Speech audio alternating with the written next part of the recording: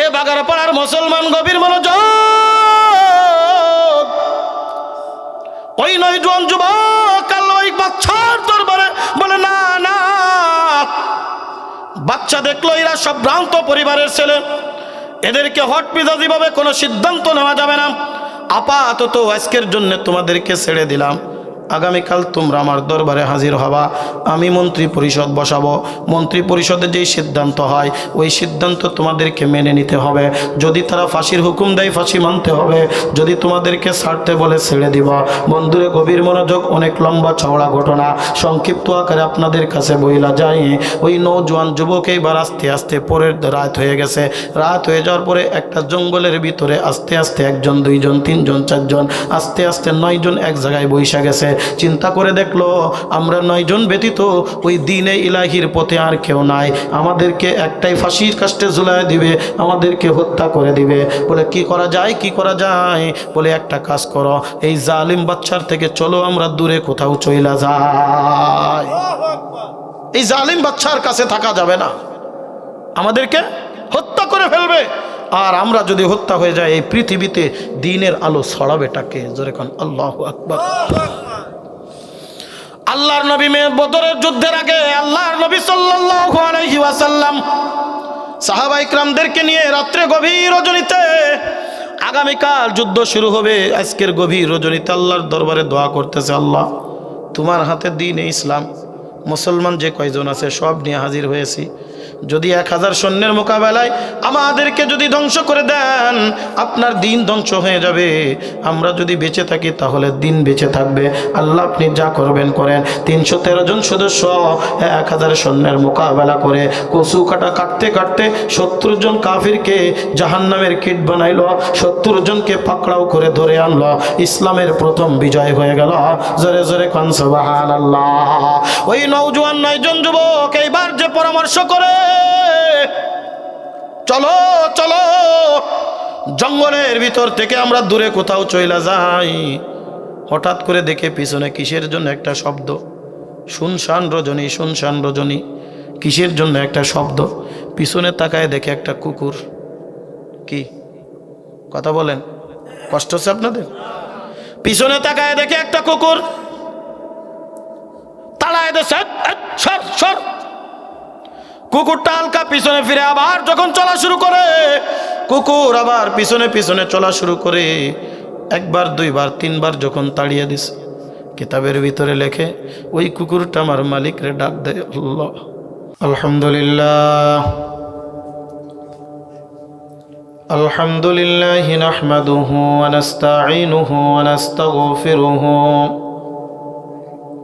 ونعوذ بالله من شرور أنفسنا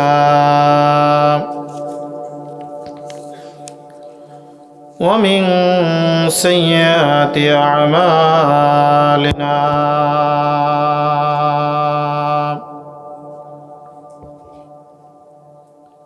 من يهده الله فلا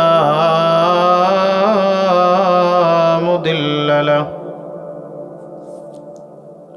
ومن يضلله فلا هادي له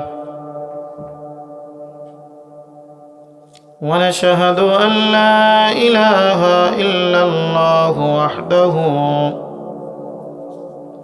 وحده لا شريك له ونشهد أن سيدنا وسندنا وحبيب ربنا وطبيبنا وطبيب قلوبنا محمد صلى الله عليه وعلى آله وصحابه وأزواجه وبارك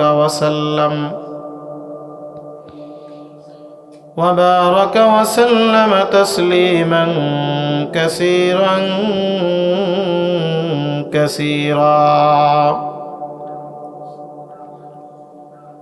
أما بعد فأعوذ بالله من الشيطان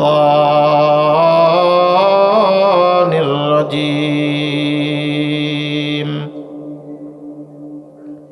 بسم الله الرحمن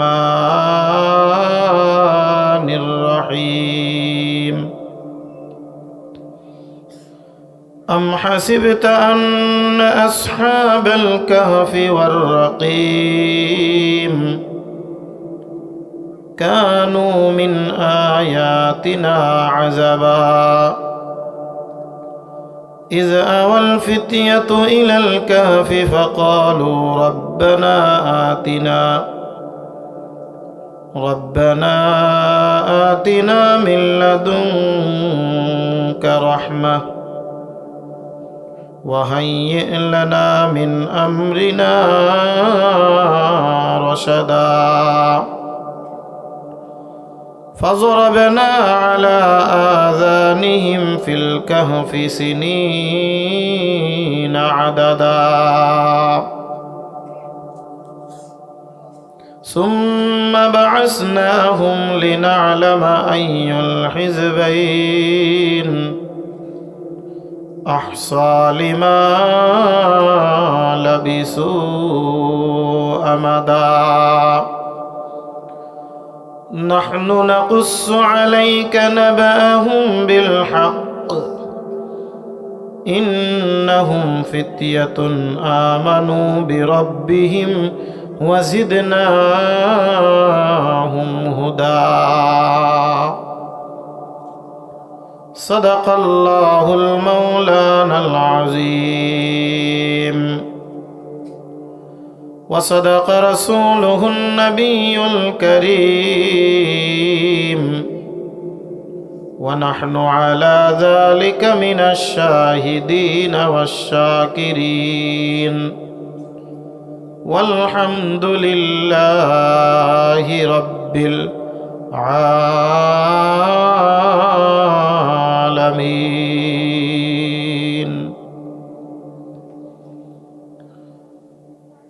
الحمد لمن قدر خيرا وخبالا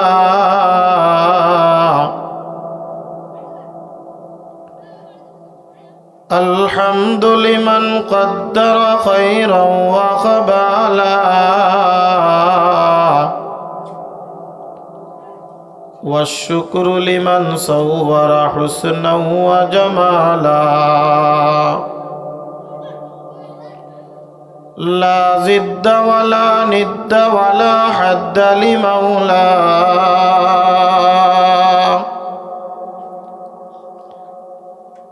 لا ضد ولا ند ولا حد لمولاه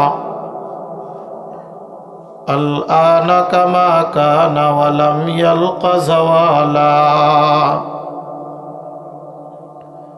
ميدوره مجبوره أي سيد عالم ميدوره مجبوره أي سيد عالم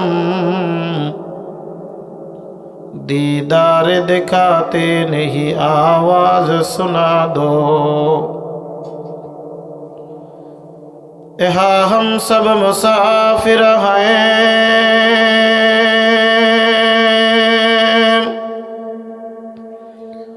कब्र आखिर ठिकाना कोई आगे रवाना है कोई पीछे रवाना ला इलाहा इल्लल्लाह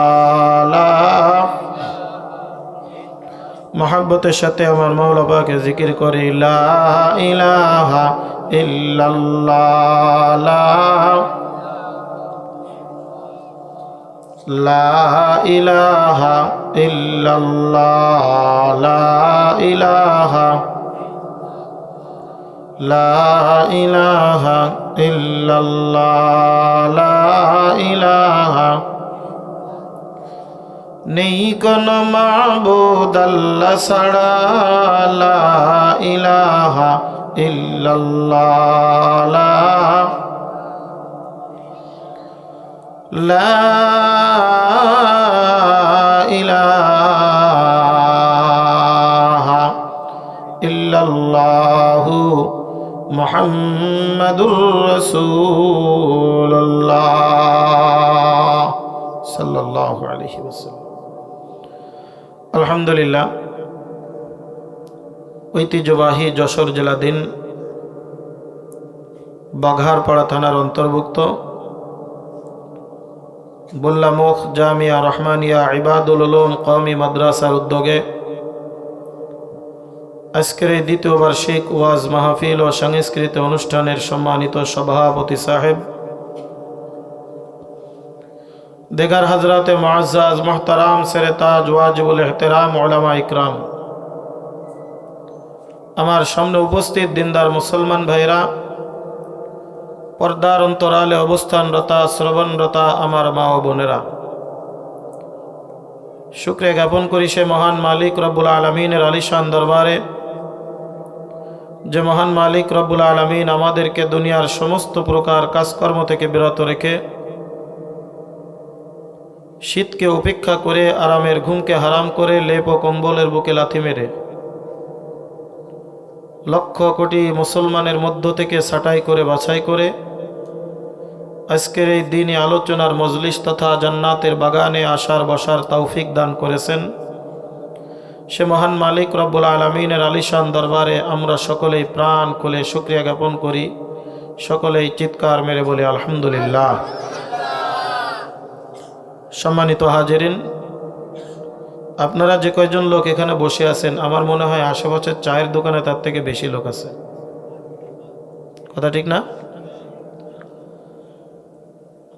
কপাল পুড়ছে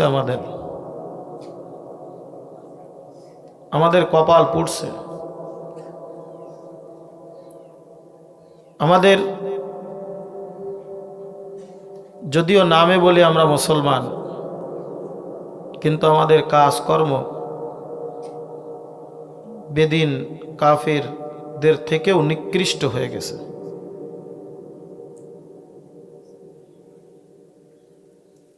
আসলে মানুষের ঈমান যখন দূরীভূত হয়ে যায়, মানুষের থেকে যখন ইনসাফ, ইহসান, দয়া, মায়া, আল্লাহর মহাব্বত যখন দূর হয়ে যায়, তখন ওই মানুষের কাছে ভালো কাজ আর ভালো লাগে না, খারাপ কাজ তার কাছে ভালো লাগে। এই জন্য আমাদের এই নফসটাকে পরিবর্তন করতে হবে, এই নফসটাকে আমাদের পরিশুদ্ধ করতে হবে। আমরা যতক্ষণ পর্যন্ত এই নফসটাকে পরিবর্তন আর পরিশুদ্ধ না করব, ততক্ষণ পর্যন্ত আমার আপনার কাছে দ্বীনি কাজ ভালো লাগবে না। নামাজ, কালাম, ইবাদত, বন্দেগি, মাহফিল, তেলাওয়াত, জিকির আজগার আমার কাছে ভালো লাগবে না। একই পাতিলের খানা খাই, একই ঘরে বসবাস করে, একই বাপের সন্তান, একই মায়ের সন্তান, একজন নামাজ ছাড়া থাকতে পারে না, আর একজন নামাজের ধারে কাছেও যায় না। এরকম লোক আছে না নাই? একই মায়ের সন্তান, একই মায়ের পেটের দুগ্ধ পান করেছে, একজনের কাছে ইবাদত ভালো লাগে, আর একজনের কাছে গান ভালো লাগে, একজনের কাছে জিকির আজগার ভালো লাগে, আর একজনের কাছে দুনিয়ার ফাহেসা কাজকর্ম ভালো লাগে। মানবের আকৃতির দিক থেকে এই দুইজন লোককে আপনি মিলাবেন, দেখবেন কোন অংশে কেউ কারোর থেকে কম না। মানবের আকৃতি বলতে হাত, পাও, জবান, নাক, কান, অর্থাৎ শরীরের অঙ্গ প্রত্যঙ্গ, এগুলি আপনি একজন আরেকজনের সাথে মিলাবেন, দেখবেন দুইটাই সমান। এরও দুইটা হাত আছে, ওরও দুইটা হাত আছে, এরও দুইটা পা আছে, ওরও দুইটা পা আছে, এরও দুইটা কান আছে, ওরও দুইটা কান আছে, এরও একটা নাক আছে, ওরও একটা নাক আছে, এরও একটা জবান আছে, ওরও একটা জবান আছে। তাহলে এই যে ভালো লাগার ভিতরে পার্থক্য, এই পার্থক্যটা কি মানব শরীরের দেহে নাকি অন্তরে? কথা বলেন। অন্তর। একজনের পছন্দ এক এক রকম। এই পছন্দটা কি দেহের থেকে হয় না অন্তর থেকে হয়? কথা বলেন সবাই। এই পছন্দটা দেহের থেকে হয় না অন্তর থেকে হয়? অন্তর থেকে হয়। অন্তরের মধ্যে আমার আপনার পছন্দ কোনটা? এই জন্যে আল্লাহর নবী সাল্লাল্লাহু আলাইহি ওয়াসাল্লাম বলেন, আলা ফিল জাসাদি মুদগাতুন ফাইযা সালুহাত সালুহাল জাসাদু কুল্লুহু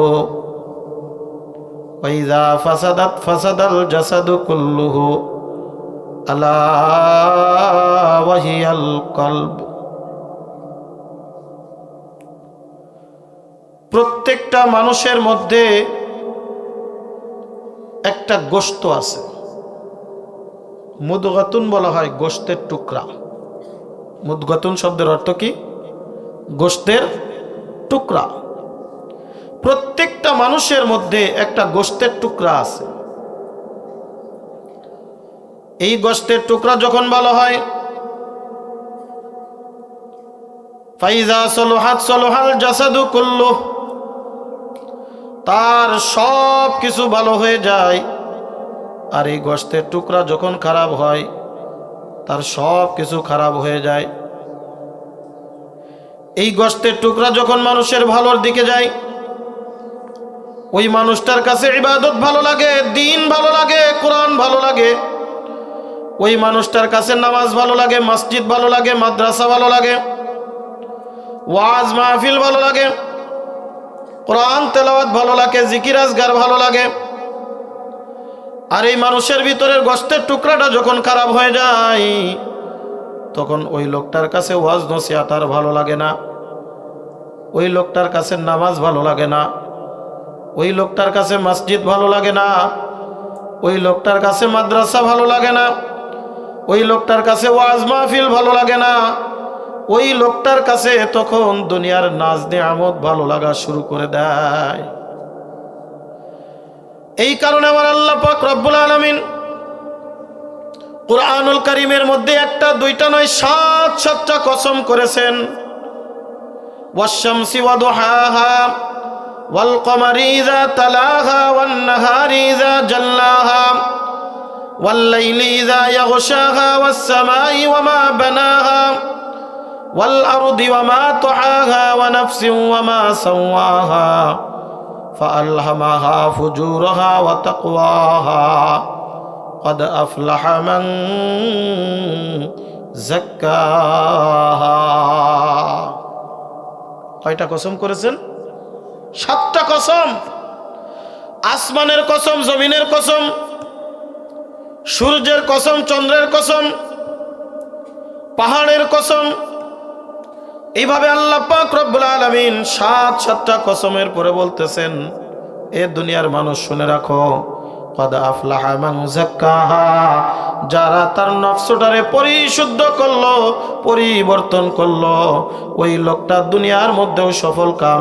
আর যেই লোকটা দুনিয়ার মধ্যে সফল কাম হয়ে যাবে, আল্লাহ পাক রব্বুল আলামিন কিয়ামতের ময়দানে বিনা হিসাবে জান্নাত দান করে দিবে।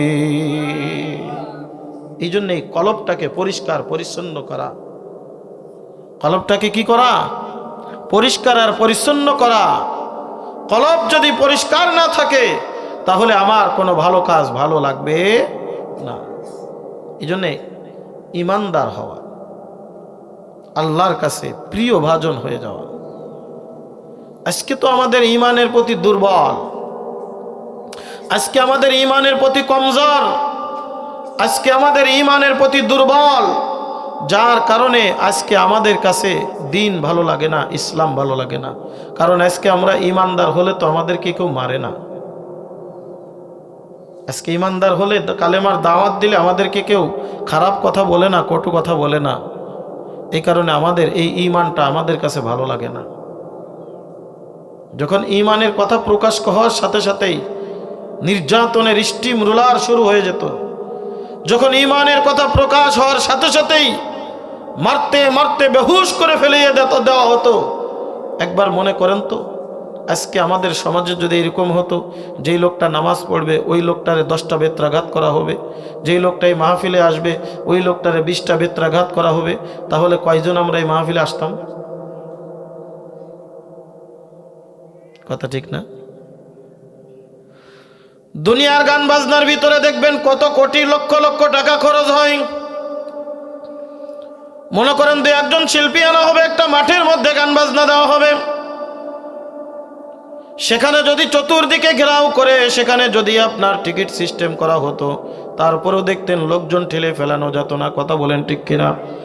বিভিন্ন জায়গায় সার্কাস খেলা হয়, বিভিন্ন জায়গায় গান বাজনার আয়োজন করা হয়, দেখবেন সেখানে টিকিট সিস্টেম করা হয়, এরপরেও দেখবেন হাজার হাজার মানুষ সেখানে উপস্থিত হয়ে যায়।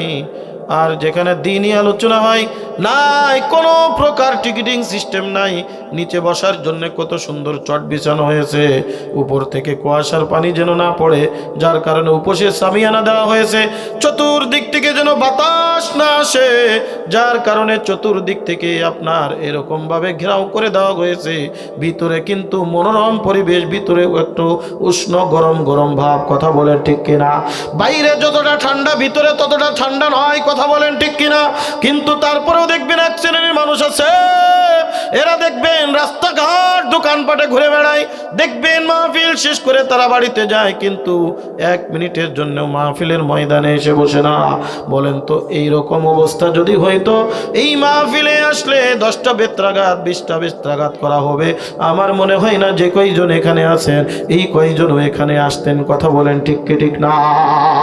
অথচ আল্লাহ পাক রব্বুল আলামিন আমাদের পর্যন্ত দিন পৌঁছানোর জন্য যুগে যুগে যারা মহামানব দুনিয়ার ভিতরে আগমন করেছিলেন, তারা দ্বীনের জন্য, ইসলামের জন্য, আল্লাহর ইত্তেহাদের জন্য তারা কত প্রকার কষ্ট অনুভব করেছেন। সাহাবা ইকরামের দিকে তাকিয়ে দেখেন, শুধুমাত্র কালেমা পড়েছে লা ইলাহা ইল্লাল্লাহু মুহাম্মাদুর রাসূলুল্লাহ, শুধুমাত্র এতটুক শব্দ উল্লেখ করেছে, কাফেরদের থেকে বৃষ্টির ন্যায় পাথর নিক্ষেপ শুরু হয়ে গেছে। শুধু শুনেছে অবাক মুসলমান হয়েছে, তার বাড়ির চতুর্দিক থেকে ঘেরাও করে ফেলানো হলো, তাকে অনেক সময় হত্যাও করে ফেলে দেওয়া হলো।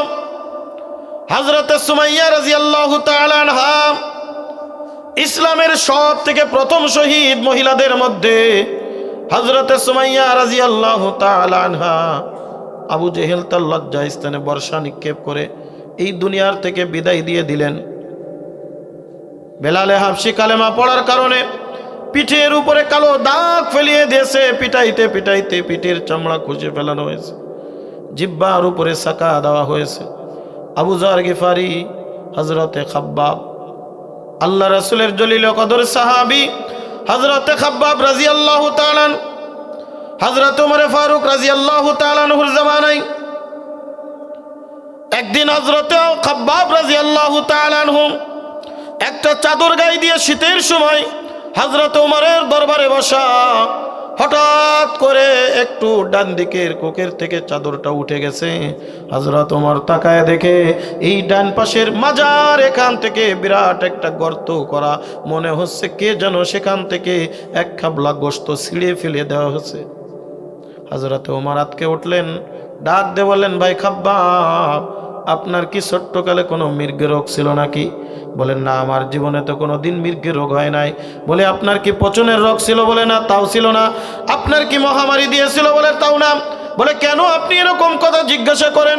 বলে, হঠাৎ করে তোমার মাজার দিকে আমার একটু নজর পড়ে গেল, আপনার গায়ের চাদরটা একটু উপরের দিকে উঠে গেছে, আমি দেখলাম সেখানে বিরাট একটা গর্ত হয়ে গেছে।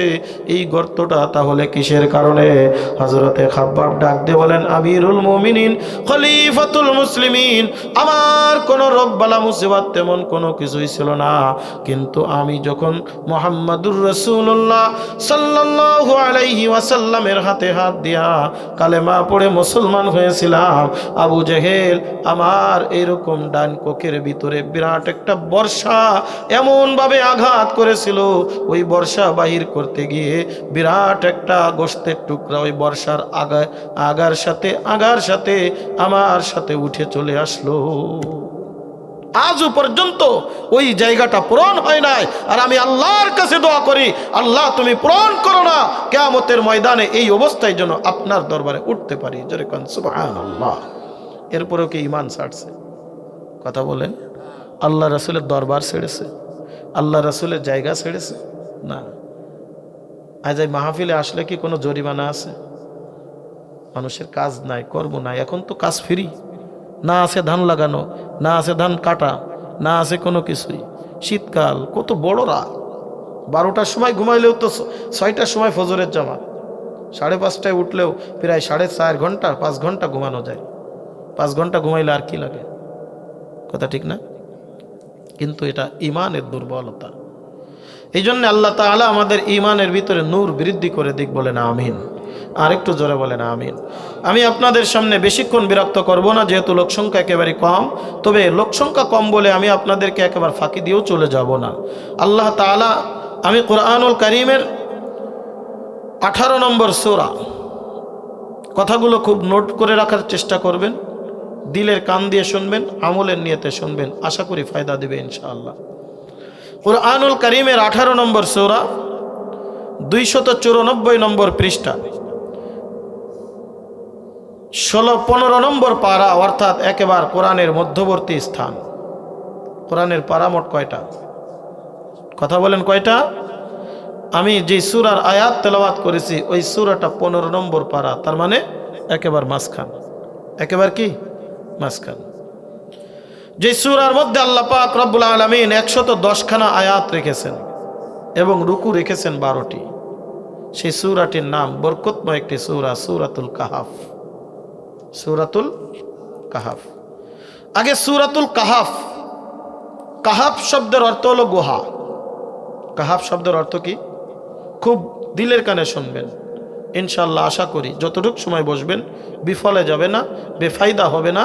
যদি আমলের নিয়তে শুনতে পারেন, আমি নুরানি গ্যারান্টি দিয়ে বলতে পারি আমার আপনার এই মাহফিলটা, এই বসাটা নাজাতের কারণ হয়ে যাবে ইনশাআল্লাহ। কাহাফ শব্দের অর্থ হলো গুহা। অর্থাৎ এই সূরার মধ্যে আল্লাহ পাক রব্বুল আলামিন একটা গুহার ব্যাপারে আলোচনা করেছেন। গুহা চিনেননি আপনারা? পাহাড়ের ভিতরে ছোট্ট ছোট্ট ছিদ্র করে একটা জায়গা করা হয়, যেই জায়গাটার নাম বলা হয় গুহা। আপনার উপরের মনে করেন বিভিন্ন টিলা, বিভিন্ন স্থান, একটা জায়গায় গর্ত করে রাখা হলো, ওই গর্তের নাম বলা হয় গুহা। এই গুহার মধ্যে 7 জন যুবকের ইমানদার, যেই সময় তারা ঈমান এনেছিল, দুনিয়ার 500 বছরের কথা, কেবলমাত্র 500 বছর সময় হয়েছে।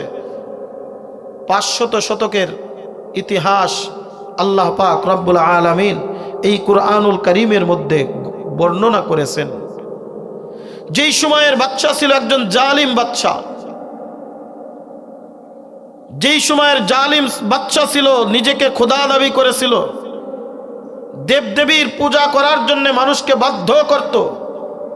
ওই সময় তাগড়া নওজোয়ান সম্ভ্রান্তশালী 7 জন যুবক আল্লাহর দরবারে ঈমান এনেছিল এবং তাদেরকে আল্লাহ পাক রব্বুল আলামিন একটি গুহার ভিতরে আশ্রয় দিয়ে একটি অলৌকিক ঘটনা ঘটিয়ে পুরা পৃথিবীর কিয়ামত পর্যন্ত আনেওয়ালা মানুষের জন্য একটা ইবরত এবং একটা শিক্ষা আল্লাহ পাক রব্বুল আলামিন দান করেছেন। যেই ঘটনার নাম হলো আসহাবে কাহাফ। আসহাবে কাহাফ। এই আসহাবে কাহাফ বড় গুরুত্বপূর্ণ একটি সূরা। হাদিসে পাকের ভিতরে আসছে, আল্লাহর নবী সাল্লাল্লাহু আলাইহি ওয়াসাল্লাম বলেন, এই সূরাতুল কাহাফের প্রথম 10টি আয়াত যে ব্যক্তি মুখস্থ করবে,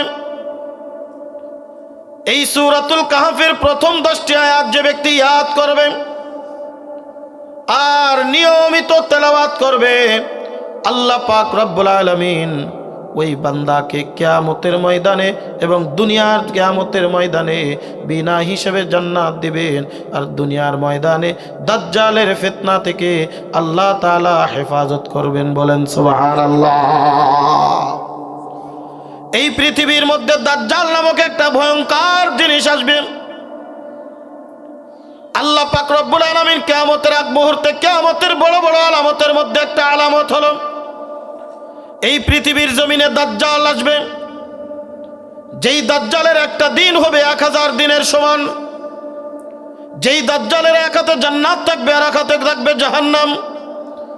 অর্থাৎ দুনিয়ার দাজ্জালের জান্নাত হলো আল্লাহর জাহান্নাম, আর দাজ্জালের জাহান্নাম হলো আল্লাহর জান্নাত। সে মানুষকে আল্লাহর থেকে দূরে সরানোর জন্য নিজেকে খোদা বলে দাবি করবে, আর নিজেকে এমনভাবে বহির্প্রকাশ করবে আল্লাহ পাক রব্বুল আলামিন যা কিছু পারে তার কয়েকটা সে করে দেখায় মানুষকে সেই দিকে আহ্বান করে, মানুষ সেদিকে ঝুঁকে পড়ে যাবে। যেমন মনে করেন কিতাবের ভিতরে একটা ঘটনা বয়ান করা হয়েছে এরকম ভাবে, দাজ্জাল একজন ইমানদার ব্যক্তির সামনে যাবে, বলবে আমাকে তুমি খোদা বলে মেনে নাও, দেখো আমার এক হাতে জান্নাত আর এক হাতে জাহান্নাম। সে বলবে না, রব্বুল আলামিন হলো আমার রব, আমার মালিক হলেন আল্লাহ, আমার মালিক হলেন মহান মালিক রব্বুল আলামিন। বলে তোমার আল্লাহ কি করতে পারে বলো? লোকজন একত্রিত হয়ে যাবে, তুমি নিজেরে খোদা দাবি করো। আমার আল্লাহ মৃত্যুরে জিন্দা করে, জিন্দারে মৃত্যু করে দেয়। তুমি যদি মৃত্যুরে জিন্দা করতে পারো আর জিন্দারে তুমি যদি মুর্দা করতে পারো, এইবার ওই ব্যক্তি ওই মুমিন বান্দাকে করাত দিয়ে দ্বিখণ্ডিত করে দিবেন।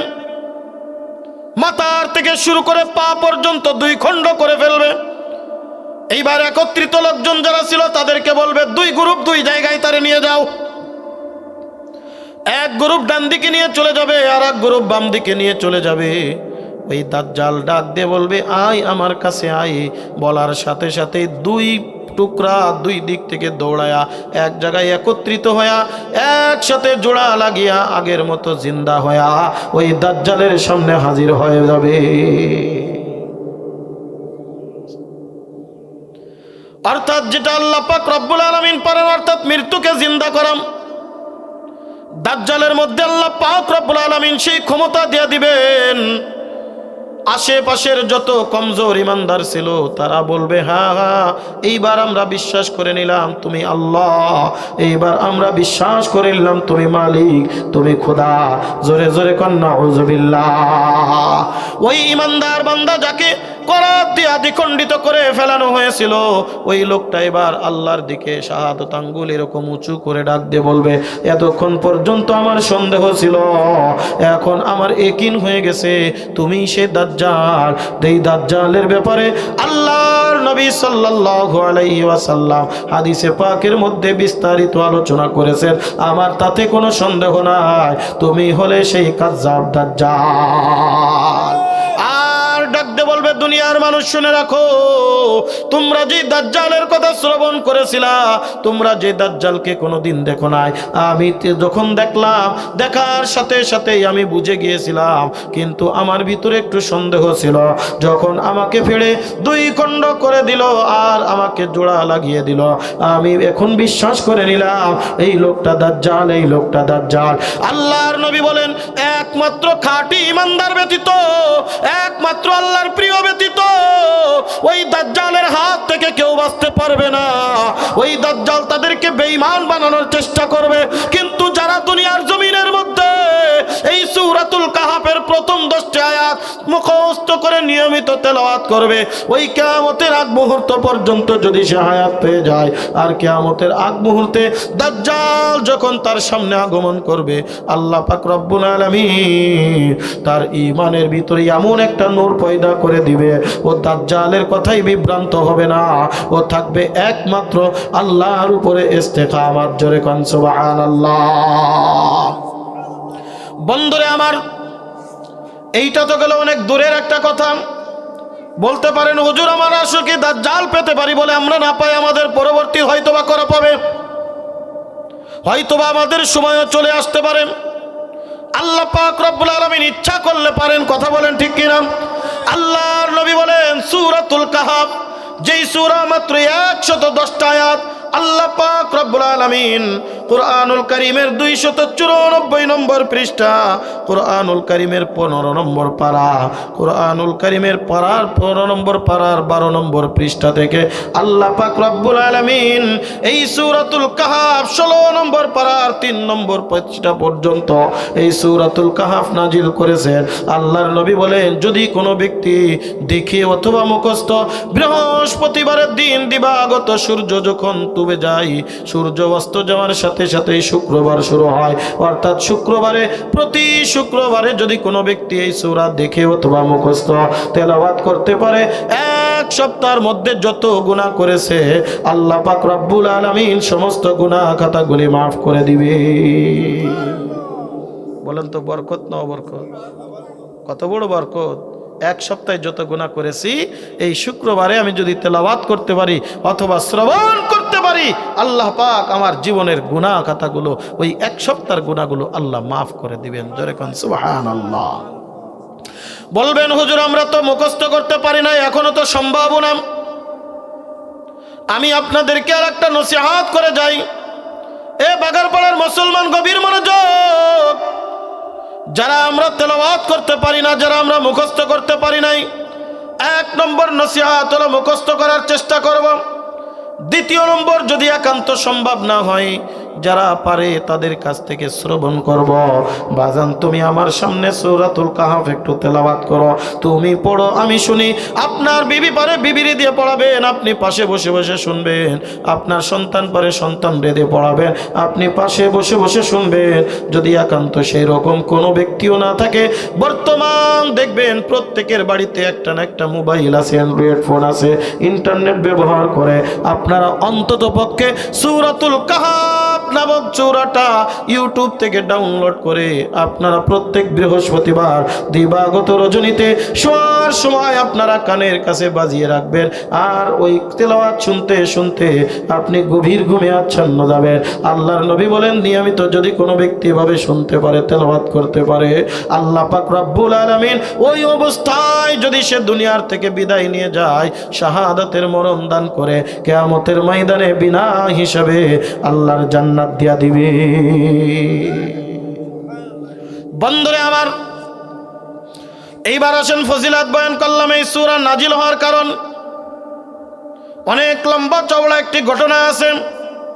কেন আল্লাহ পাক রব্বুল আলামিন সূরাতুল কাহাফ নাজিল করলেন? আল্লাহর নবী যখন দুনিয়ার মধ্যে কালেমার দাওয়াত দিচ্ছিলেন, আল্লাহর নবী যখন দুনিয়ার মধ্যে কালেমার দাওয়াত প্রচার করতেছিলেন, কাফেরদের মধ্যে বিভিন্ন প্রকার কানাঘুষা শুরু হয়ে গেল। কাফেরেরা বিভিন্নভাবে আল্লাহর নবীকে হেনস্থা করার চেষ্টা করলো, কোনোভাবেই যখন তারা সফল কাম হচ্ছিল না, এবার কাফেরদের মধ্যে একটা গোল মিটিং বৈঠক শুরু হয়ে গেল। তারা নজর বিন হারেস, উতবা ইবনে মুহিত নামক 2 জন কাফিরকে মক্কা থেকে দূরে শামের নজদের ইহুদি পণ্ডিতদের কাছে পাঠানো হলো। তোমরা যাও, নবী মুহাম্মদকে শায়েস্তা করার জন্য তাদের থেকে এমন কিছু জিজ্ঞাসা করে আসো, যেই জিজ্ঞাসার উত্তর কেউ দুনিয়ার জমিনের মধ্যে দিতে পারবে না। এমন কিছু জিজ্ঞাসা করো, এমন কিছু কৌশল জেনে আসো যার দ্বারা মুহাম্মাদের মোকাবেলা করতে পারি। নজর বিন হারেসা, উতবা ইবনে মুহিত 2 জন চলে গেল নাজদে। নাজদে যাওয়ার পরে ইহুদি পণ্ডিতদের কাছে জিজ্ঞাসা করেন, আমাদের মক্কার মধ্যে একজন নবী মুহাম্মদ দাবি করে সে নাকি আল্লাহর পক্ষ থেকে প্রেরিত রাসূল। ওই ইহুদি পণ্ডিতরা তার ব্যাপারে সব কিছু শ্রবণ করলেন। সকলেই বলা বলি করতে থাকলো, আমাদের তাওরাতের মধ্যে একজনের নাম এসেছে, যার নাম হলো আহমদ। জোরে কন্না সুবহানাল্লাহ। ওয়া ইয ক্বালা ঈসা ইবনু মারইয়াম ইয়া বানি ইসরাঈল ইন্নী রাসূলুল্লাহি ইলাইকুম মুসাদ্দিকাল লিমা বাইনা ইয়াদাইয়া মিনাত তাওরাত ওয়া মুবাশশিরাম বিরাসূলিন ইয়াতি মিন বা'দি ইসমুহু আহমদ। সূরাতুস সফ, কুরআনুল কারীমের 553 নম্বর পৃষ্ঠা। আল্লাহ পাক রব্বুল আলামিন সূরাতুস সাফের 6 নম্বর আয়াতের মধ্যে আল্লাহর নবী সাল্লাল্লাহু আলাইহি ওয়াসাল্লাম সম্পর্কে বর্ণনা করেছেন। হযরতে ঈসা রূহুল্লাহ আলাইহিস সালাতু ওয়াস সালাম তার পরিবারদেরকে বলতেছিলেন, আমি আমার উপরে তাওরাত জবুর আমার আগে যে নাজিল হয়েছে এই তাওরাতের সত্যায়ন করলাম। আমার পরে একজন নবী আসবে, যেই নবীর নাম হবে আহমদ, যেই নবীর নাম হবে মুহাম্মদ। পণ্ডিতরা বলে দেন, সে তো নবী দাবি করে, সে কোরআনে আল্লাহর খোদা দা আল্লাহর প্রেরিত রাসূল দাবি করে। সত্য কেনা মিথ্যা তোমরা 3টা প্রশ্ন করবা, তাহলে বুঝে আসবে সত্য না মিথ্যা। কয়টা প্রশ্ন? 3টা প্রশ্ন করবা, সত্য না মিথ্যা, তখন বুঝে আসবে। যদি সে প্রকৃতপক্ষে আল্লাহর নবী হয়, আল্লাহ পাক রব্বুল আলামিন ওহী নাজিলের মাধ্যমে এই ঘটনাগুলো বর্ণনা করে দিবে। আর যদি নবী না হয়, আল্লাহর পক্ষ থেকে প্রেরিত রাসূল না হয়, সে আর কথা বলতে পারবে না, জবাব দিতে পারবে না। একটা কথা মনে রাখো, সে যদি জবাব না দেয়, সে আর কোনোদিন মানুষের কাছে দাওয়াত দিতে পারবে না। আর যদি সে রাসূল হয়, নবী হয়, তোমরা কেন পৃথিবীর সমস্ত মানুষ একত্রিত হইয়া তার একটা চুল পরিমাণ ক্ষতি করতে পারবে না। জোরে জোরে কোন কথা ঠিক কি ঠিক না? এই পৃথিবীর জমিনে যত নবী আগমন করেছিল, প্রত্যেক নবীর পিছনে একজন না একজন কিন্তু লাইগা ছিল। নমরুদ হযরত ইব্রাহিম খলিলুল্লাহর পিছনে লাগছিল, আগুনের ভিতরে নিক্ষেপ কইরা দিছে, আগুনের ভিতর ফুল বাগান হয়ে গেছে। সুবহানাল্লাহ কান্না। নমরুদ ইব্রাহিম নবী আলাইহিস সালাতু ওয়াস সালামকে আগুনের ভিতরে নিক্ষেপ করলেন। আল্লাহ পাক রব্বুল আলামিন ডাক দিয়ে বলে, কুলনা ইয়া নারু কুনি বারদাও ওয়া সালামান আলা ইব্রাহিম। আল্লাহু আকবার। হে আগুন, শান্তি দাও, ঠান্ডা হয়ে যাও। আগুনের ভিতরে পোড়ানোর ক্ষমতা দিয়েছেন কে? পানির ভিতরে ডুবানোর ক্ষমতা দিয়েছেন কে? আমার আল্লাহ যদি রাখতে বলে না, আগুন পোড়াইতে পারবি না, দুনিয়ার সমস্ত আগুনের কি ক্ষমতা আছে আমাকে পোড়ানোর? হযরতে ইউনূস আলাইহিস সালাতু ওয়াস সালাম নৌকা দিয়া নদীর উপরে যাবে, নৌকার ভিতরে লোক বেশি হয়ে গেছে। নিয়ম ছিল একজন রে ওই নৌকার থেকে নদীর ভিতরে ফেলে দিতে হবে। যেই নৌকা নদীর ভিতরে বিরাট বিরাট মাছ ফেলা পড়ার সাথে সাথেই খেয়ে ফেলতে পারে, কেউ পড়তে চায় না, কেউ যাইতে চায় না। লটারি করা হলো, একবার দুইবার নয়, 3-3বার লটারি করা হলো। হযরত ইউনূস আলাইহিস সালাতু ওয়াস সালামের নাম আসলো। ইউনূস আলাইহিস সালাম বলে, বুঝেছি আল্লাহ পাক রব্বুল আলামিন আমাকে কুরবানি করতে চায়, আমাকে কুরবানি নিতে চায়। তোমাদেরকে ধাক্কা দিয়ে ফেলানো লাগবে না, আমি নদীর ভিতরে ঝাঁপ দিয়া পড়ে যাচ্ছি। আল্লাহর নবী ইউনূস আলাইহিস সালাম যখন নদীর ভিতরে ঝাঁপ দিলেন, ঠিক ওই সময় একটা বড় মাছ পড়বে, এই কারণেই সে হাঁ করে বসে ছিল। আল্লাহর নবী ইউনূসরে গিলা ফেলছে, ইউনূসরে গিলা ফেলল, আর হজম করতে পারে না, হজম করতে পারে না। নদীর একবার এপারে যায়, একবার উপরে যায়। আল্লাহ পাক রব্বুল আলামিন ডাকতে বলে, এ মাছ, তুই সাধারণ কোনো মানুষরে গিলা ফেলিস নাই, তুই তো গেলছিস আমার প্রিয় নবী, তুই তো গেলছিস আমার একজন কাছের মানুষ রে ইউনূসকে। মনে রাখবি, মনে রাখবি, পাথর খায় হজম করতে পারতিস, কিন্তু আমার ইউনূসের একটা পশম ক্ষতি করতে পারবি না।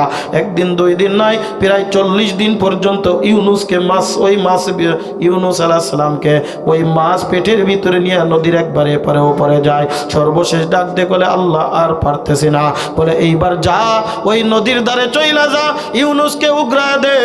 ইউনূস আলাইহিস সালাম যখন উগরা দিলেন, মাছ ডাক দিয়ে বলে, আল্লাহ, এই পৃথিবী, এই পানির মধ্যে কত প্রাণী খাইলাম, কত পাথর খাইলাম, হজম করতে পারলাম, মালিক রব্বুল আলামিন এটা কি খাওয়াইলা যেটা আমি মাছ হজম করতে পারলাম না? আল্লাহু আকবার কন্যা। কবুতর দেখছেন নি? কবুতর, কবুতর ছোট না বড়? ছোট্ট একটা প্রাণী দেখবেন কবুতর যখন ছাইড়া দিবেন সকালবেলায় এক উড়ান দিয়া ওই উঠানের ভিতরে আইসা দেখবেন ঝিল খাইতেছে, মাটি খাইতেছে। আমি একদিন আমার আম্মার কাছে জিজ্ঞাসা করেছি, মা কবুতর এরকম ঝিল আর মাটি খাই খা? বলে তুই বুঝবি না, কারণ যতক্ষণ পর্যন্ত কবুতর ঝিল না খাবে ততক্ষণ পর্যন্ত তার পেটের ভাত হজম হবে না। ঝিল না খাইলে তার পেটের ভাত হজম হয় না। ঝিল খায়া পাথর খায়া হজম কইরা ফেলে। হায়াতুল হাইওয়ান কিতাব পড়ে দেখবেন, বাগার পাড়ার মুসলমান, এ কলিজার টুকরা যুবক মুরব্বী বাবা জিরা রে, পর্দার অন্তরালের মাগো গভীর মনোযোগ। হায়াতুল হাইওয়ান পড়ে দেখবেন আল্লাহ পাক রব্বুল আলামিন ওই পানির ভিতরে কত প্রকার মাছ দিয়ে রাখছে, যেই মাছের এক বেলার খাদ্য সারা পৃথিবীর মানুষ আধা বেলা 2 দিনও খাইতে পারে না।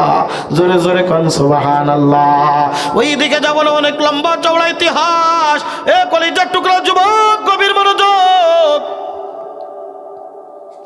আল্লাহর নবী যদি হয়, ওই নজদের শেখরা বলে দেয়, আল্লাহর নবী যদি হয় তাহলে তার চুল পরিমাণ ক্ষতি করতে পারবে না। এই পৃথিবীর মধ্যে যত নবী দুনিয়ায় আগমন করেছে, তার পিছনে যত মানুষ চেষ্টা করেছে, চুল যাররা পরিমাণ ক্ষতি করতে পারে নাই, তোমরাও ক্ষতি করতে পারবা না। বলে 3টা প্রশ্ন কি কি বলে দেন। বলে 1 নম্বর জিজ্ঞাসা করবা আসহাবে কাহাফ কি জিনিস, আসহাবে কাহাফ কারা, তাদের ঘটনা কি। বলে 1 দিন 2 দিন না, হাজার হাজার বছর আগের একটি ঘটনা। তিনি যদি সত্যিকারে আল্লাহর নবী হন, অবশ্যই তিনি সেটা বর্ণনা করতে পারবেন, আল্লাহ পাক জানিয়ে দিবেন, নতুবা জানানোর মতো ক্ষমতা তার মধ্যে নাই। জোরে জোরে কোন সুবহানাল্লাহ। 2 নম্বর রূহ নামক রূহ কি, রূহ কি, এই ব্যাপারে তার কাছে জিজ্ঞাসা করবেন। 3 নম্বরে হলো ওই ব্যক্তিটাকে, যেই ব্যক্তিকে আল্লাহ পাক রব্বুল আলামিন পৃথিবীর এক প্রান্ত থেকে অপর প্রান্তে শাসন করার ক্ষমতা দিয়েছিলেন, ওই লোকটাকে, যেই লোকটাকে আল্লাহ পাক রব্বুল আলামিন মাশরিক হইতে মাগরিব, শিমাল হইতে জুনুব, পূর্ব থেকে পশ্চিম, উত্তর থেকে দক্ষিণ পর্যন্ত উড়িয়ে উড়িয়ে শাসন করার ক্ষমতা দিয়েছিলেন, যার মাধ্যমে ইয়াজুজ মাজুজকে আল্লাহ পাক রব্বুল আলামিন একটা শিকলাবদ্ধ করে রাখছেন, একটা ঘরের ভিতরে আবদ্ধ করে রাখছেন। ওই লোকটাকে, ওই লোকটার ব্যাপারে একটু আলোচনা করেন। এই 3টা প্রশ্নের উত্তর যদি দিতে পারে, মনে করবা সে আল্লাহর খাঁটি নবী, আল্লাহর রাসূল। সম্ভব হলে তোমরা তার হাতে ঈমান এনে আল্লাহর দরবারে খাঁটি ঈমানদার হয়ে যাবা, নতুবা তার পিছনে লাগতে যেও না। পিছনে যদি লাগতে যাও তাহলে তোমরা ধূলিসাৎ হয়ে যাবা, তোমরা ধ্বংস হয়ে যাবা, তোমরা দেশ দেশান্তরী হয়ে যাবা, তোমরা বিতাড়িত হয়ে যাবা। জোরে কোন কথা ঠিক কি ঠিক না? এই জন্য বন্ধু, উলামা ইকরামের সাথে পাঙ্গা নিতে নাই, আল্লাহর কোরআনের সাথে পাঙ্গা নিতে নাই, আল্লাহর দ্বীনের সাথে পাঙ্গা নিতে নাই। আল্লাহর দ্বীনের সাথে শত্রুতা যারা করেছে, আল্লাহ দুনিয়ার ভিতরে ধ্বংস করে দিছে। জোরে বলেন কথা ঠিক কি ঠিক না? এই পৃথিবীর জমিনে যারাই আল্লাহর নবীদের সাথে পাঙ্গা নিয়েছে, আল্লাহর কোরআনের সাথে পাঙ্গা নিয়েছে, আল্লাহর দ্বীনের সাথে পাঙ্গা নিয়েছে, আল্লাহ পাক তাদেরকে ধ্বংস করে দিয়েছে। নূহ আলাইহিস সালামের গোষ্ঠীকে আল্লাহ ধ্বংস করেছে, লূত জাতিকে ধ্বংস করেছে, সামুদ জাতিকে ধ্বংস করেছে। আরে নবী মুহাম্মাদের সাথে পাঙ্গা নিয়েছিল আবু লাহাব, আল্লাহ পাক রব্বুল আলামিনকে ধ্বংস করার পরিকল্পনা করেছিল। আল্লাহ পাক রব্বুল আলামিন ডাকতে বলে তাব্বাত ইয়াদা আবি লাহাব, আল্লাহু আকবার। আবু লাহাবের হাত ধ্বংস হয়ে যাক, দুনিয়ার মধ্যে ধ্বংস পৌঁছে গেলে এই দুনিয়ার থেকে বিদায় নিছে। আবু জাহেল আল্লাহর নবীর শত্রুতা করেছিল, মাত্র 2টা ছোট্ট বাচ্চা মাআজ আর মুআবিজের দ্বারা আল্লাহ পাক রব্বুল আলামিন এই দুনিয়ার থেকে তারে বিদায় নিয়েছিল। বন্ধুরা আমার, সেই আসহাবে কাহাফ কারাম আল্লাহর নবীর কাছে ওই উতবা ইবনে আবি মুঈত, নাজার ইবনে হারেসা 2 জন চলে আসলো। বলে পায়া গেছি তার কলকাঠি নাড়ানোর। আয়েশা এবার পরামর্শ করে মুহাম্মাদের কাছে চলো। আল্লাহর নবীর কাছে যাওয়া হলো। আল্লাহর নবীর কাছে বলে তুমি তো সত্য নবী? বলে হ্যাঁ। বলে তাহলে 3টা প্রশ্নের উত্তর দাও। রূহ কি জিনিস, আসহাবে কাহাফ কি, আর ওই ব্যক্তির নাম কি? ওই ব্যক্তিটাকে, যেই ব্যক্তিকে আল্লাহ পাক রব্বুল আলামিন পুরা পৃথিবীর রাজত্ব দান করেছিল, যার মাধ্যমে ইয়াজুজ মাজুজকে আল্লাহ পাক রব্বুল আলামিন বন্দী করে রেখেছে, ওই লোকটার নাম এবং ঘটনা আমাদের সামনে একটু বর্ণনা করা। বলেন তো, আল্লাহর নবী নিজের থেকে কিছু বলতে পারে নাকি আল্লাহ বলাই? আল্লাহ যতক্ষণ ওহী নাজিল না করে ততক্ষণ পর্যন্ত বলতে পারে না। আল্লাহ পাক রব্বুল আলামিন যতক্ষণ জিবরিল আমিনকে না পাঠায় ততক্ষণ পর্যন্ত আল্লাহর নবী কিছুই বলতে পারে না। মুহাম্মদ হরগিজ না গুফতা, তা না গুফতা জিবরাইল, জিবরাইল হরগিজ না গুফতা, তা না গুফতা রব জলিল, জিবরাইল হরগিজ না গুফতা, তা না গুফতা রব জলিল। জোরে কান আল্লাহু আকবার। কষ্ট হচ্ছে আপনাদের? রাগ করছেন? অল্প কিছু লোক আছেন, ইনশাআল্লাহ অতি সংক্ষিপ্ত আকারেই কিন্তু কথাগুলো বলে যাচ্ছি, বেশিক্ষণ আপনাদেরকে কষ্ট নেব না। আল্লাহ তাআলা হয়তোবা এই কথার দ্বারা, এই ঈমানের তাকওয়ার কথা শুনলে হয়তোবা আল্লাহ তাআলা আমার আপনার ভিতরে ঈমান বৃদ্ধি করে দিতে পারে কি পারে না? জোরে বলেন, পারে কি পারে না? আল্লাহর নবী যেহেতু নিজের থেকে কোনো কথা বলে না, আল্লাহর নবী বললেন আগামীকাল বলবো, যাও। কিন্তু একটা জিনিস আল্লাহর নবী ভুলে গেছে। বলেন তো নাম কি? ইনশাআল্লাহ। ইসলামে কিছু কথা আছে, ইসলামে কিছু নিয়ম কানুন আছে, যে নিয়ম কানুনগুলো আমরা পারি না। আমরা তো পারি good morning, good afternoon, good night, lunch করছেন, ডিনার করছেন, নাস্তা করছেন, আমরা তো এভাবে বলতে পারি। কিন্তু ইসলাম আমাকে কি শিক্ষা দেয় এইগুলো আমরা বলতে পারি না। কথা বলেন ঠিক কি ঠিক না? কোথায় ইনশাআল্লাহ বলতে হয়, কোথায় আলহামদুলিল্লাহ বলতে হয়, কোথায় আল্লাহু আকবার বলতে হয়, এটাও আমরা তেমন একটা বুঝি না। একদিন এক ইমাম সাহেব আমারে বলতেছে, হুজুর একটা মজার হাসির কথা শুনবেন। বলে কি বলেন? তো বলতেছে, হুজুর আমি একদিন নামাজে ভুল করছি, নামাজের ভিতরে ভুল করছি। নামাজের ভিতরে 2 রাকাতে বসার দরকার ছিল না, বসে আমি উপরে উঠে গেছি। উঠে যাওয়ার পরে মুসল্লিরা পিছন থেকে খালি কয়েকজন করছে না। তার মানে কি? হুজুর দাঁড়ানো যাবে না তো, বসতেই হবে, বসতেই হবে। কিন্তু ওই জায়গায় নিয়মটা কি ছিল? আল্লাহু আকবার বলে বসিয়ে দেওয়া। কিন্তু এটাও জানে না যে কি বলে বসাইতে হবে, এই জন্যে একটু ইশারা বসা যাবে, উঠা যাবে না, বসেন বসেন। কি কথা ঠিক কিনা? কোথায় ইনশাআল্লাহ বলতে হয়, কোথায় আলহামদুলিল্লাহ বলতে, এটাও আমরা মুসলমান জানি না। বলে ভাত খাইছেন, বলে ইনশাআল্লাহ ভাত খাইছি। ইনশাআল্লাহ বলা কি ঠিক হয়েছে? ইনশাআল্লাহ কখন বলবো? আগামীতে যখন কোনো কাজ করব ওই কাজের শুরুতে আমি ইনশাআল্লাহ বলবো। যেটা আমার হয়ে গেছে ওইটা যদি ভালো হয় তাহলে আলহামদুলিল্লাহ বলবো, আর যদি খারাপ হয় তাহলে আস্তাগফিরুল্লাহ বলবো। আমি যে ভাত খেয়ে আসলাম তার মানে একটা ভালো কাজ করে আসলাম, আলহামদুলিল্লাহ ভাত খেয়েছি, ইনশাআল্লাহ ভাত খাবো, ইনশাআল্লাহ আগামীকাল যাব, ইনশাআল্লাহ আগামীতে করব, ইনশাআল্লাহ সামনে করব, ইনশাআল্লাহ সামনে যাব। কথা বলেন ঠিক কি ঠিক না? এ বন্ধু, ইনশাআল্লাহর দা বরকত কত। যখন কোনো ব্যক্তি ডাক দেবে, ভাই রে চলো একটু বাজারে যায়, বলো যাও, আমি ইনশাআল্লাহ আসতেছি। যদি কোনো কারণে না যাইতে পারে, আল্লাহ পাক রব্বুল আলামিন এই ইনশাআল্লাহ বলার কারণে কমপক্ষে 700 নেকি দান করবে। সুবহানাল্লাহ কইলেন না? কত নেকি? 700 নেকি দান করবে। আর যদি কোন যে যা, যা আমি আসতেছি, কিন্তু যাইতে পারলেন না, ওই যে ওয়াদা করছিলেন আসতেছি কিন্তু যাইতে পারলেন না, ওই ওয়াদা করার কারণে ওয়াদা বরখিলাফের গুনাহ। আল্লাহর নবী বলেন মুনাফিকের আলামত হলো 3টা। আলামাতুল মুনাফিকি সালাসাতুন, মুনাফিকের আলামত হলো 3টা। ইজা ওয়াদা আখলাফা, 1 নম্বর ওয়াদা করে খেলাফ করে, ওয়াদা করে খেলাফ করে। আছে না নাই? এই ওয়াজ করতে গেলে তো রাত পার হয়ে যাবে। টাকা নেছে 2000 টাকা দাঁড়, বিপদে পড়েছে, ভাই 2000 টাকা দাও দিন। এই তো আগামী কালকেই 8 বারের দিন আমি দিয়ে দিচ্ছি। ওই 8 বার আর যায় আসে না। আসে না নাই? এই 8 বার আর আসে না, কালকেই দিচ্ছি, কাল কিয়ামতে যায় ধারের টাকা দেয় না। এই জন্যে মানুষ ধার দেওয়া বন্ধ করে দিয়েছে। এই জন্যে মানুষ এখন সুদে টাকা লাগায়। আছে না আপনাদের অঞ্চলে? হ্যাঁ, কয়টা টাকার মালিক হয়েছে, বিদেশ পাঠাইছে, সওয়াল দেখবেন ও দেখ দেখ করতে করতে 3 তলা বাড়ি দিয়েছে। কই বলি কয় টাকা লাগাইছিলাম। বন্ধু গভীর মনোযোগ, গভীর মনোযোগ। আজ সুদে কারবার বাংলাদেশের ভিতরে রন্ধ্রে রন্ধ্রে পড়ে গেছে। এমন কোন বাড়ি নাই যে বাড়িতে 2-4টা কিস্তি নাই। কথা কয় না? আসেনি আপনাদের অঞ্চলে? বললাম ওকে আছে। দেখবেন প্রত্যেকটা একটা বাজার হইলেই সেখানে সমিতির অফিস বসে গেছে। বাজার শুধু হওয়া দরকার, সমিতির অফিস বসে গেছে।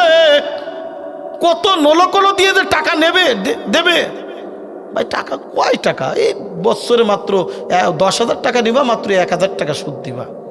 এ তো সুদ না, ব্যবসায় খাটালি তো হইতো। এই জন্যই তোমার কাছ থেকে একটু নিচ্ছি। দেখবেন যারা একবার এই লেনদেনের ভিতরে ঢুকে পড়ে ও জীবন চলে যায়, কিন্তু এখান থেকে আর বাহির হইতে পারে না। কথা বলেন ঠিক কি ঠিক না? আমার কয়েকজন চাষি দেই সকালবেলা এরকম বগলের তলে নিয়ে আর একজনের কাছে, চাষি কই যাও? কি তালিমে যাচ্ছ নাকি? মহিলারা বর্তমান তালিম করে না অনেক জায়গায়, তালিমে যাচ্ছ? না মনি, আজকে কিস্তির ডেট। দেখবেন ওরা বাইসে বাইসে বিটিকে ছাড়া পুরুষদের সদস্য করে না, পুরুষদের সদস্য করে না। আজি সাহেব, তুমি আজারে দানা তসবি টোবো মসজিদে বসে, আর তোমার বউ ওই যে পাশের বাড়ি চলে যাচ্ছে আর একজনের কাছে যে কিস্তি দিয়ে যে কি করতেছে, আর তোমার ইমান আর আমল নষ্ট করছে। তুমি সারা জীবন নামাজ পড়ে কপাল ছুলে ফেলে দেবা, আল্লাহ তোমার নামাজ কবুল করবে না। কথা বুঝে আসছে? আমি কিন্তু ওই আসমানের উপরের কথা, জমিনের নিচের কথা কম কইতে পারি। হুজুর কবরের ওয়াজ করেন, আরে কবরে ভালো থাকবি কেমনে দুনিয়ার জমিন থেকে, সেটা আমাকে বুঝে নিতে হবে। কথা বলেন ঠিক কিনা? আমার দুনিয়ার আমল যদি ভালো না হয়, কবরে দেখি হবে। জাহান্নামের ওয়াজ করে কান্দায় কাটায় বাড়ি পাঠাই দিলাম, সকালবেলা উঠে কোন আরে নুরানি সাহেব এমন কান্দাইছে, আরে কেন্দে লাভ কি? সকালবেলায় তো আপনি কিস্তির ডেটের জন্য আরেকজনের সুদে 10,000 টাকা দিয়ে আসতেছেন, এই কেন্দে লাভ কি? এই পাগড়িতে কি হবে? এই জুব্বায় কি হবে? হাজী সাহেব, মুফতি সাহেব, মুহাদ্দিস সাহেব, এই নামাজ এই ইবাদতে কি হবে যদি আমার ঘরে সুদ যায়? আমার লেনদেন মুআমালাত মুআশারাত যদি ঠিক না থাকে, দোকান থেকে বাকি খাইছেন আর ওই রাস্তা দিয়া যায় না, দলগ্রাম বাজারে আর যায় না, এমিন দিয়ে যাওয়া গেলে দেখা হয়ে যাবে না, এই জন্য কোনা কেটে যায়। যদি কোনোভাবেই দেখা হয়ে যায়, আরে ভাই দেবো করতেছি তো, আমি যখন দেবো তুমি তখন থাও না। বছর পার হয়ে গেছে, আলকাতা সিটি 4 বার দেওয়া হয়ে গেছে। আমি একটা কথা চলে আসে, না বলে পারি না। আলকাতা করা হারাম, আলকাতা করে মিষ্টি খাওয়া হারাম,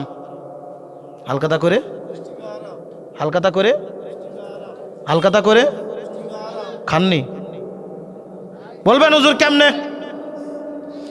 হালকাতা করে মিষ্টি খাওয়া হারাম কেমনে? আমার কাছে বুঝে নেন, এটা সুদের অন্তর্ভুক্ত।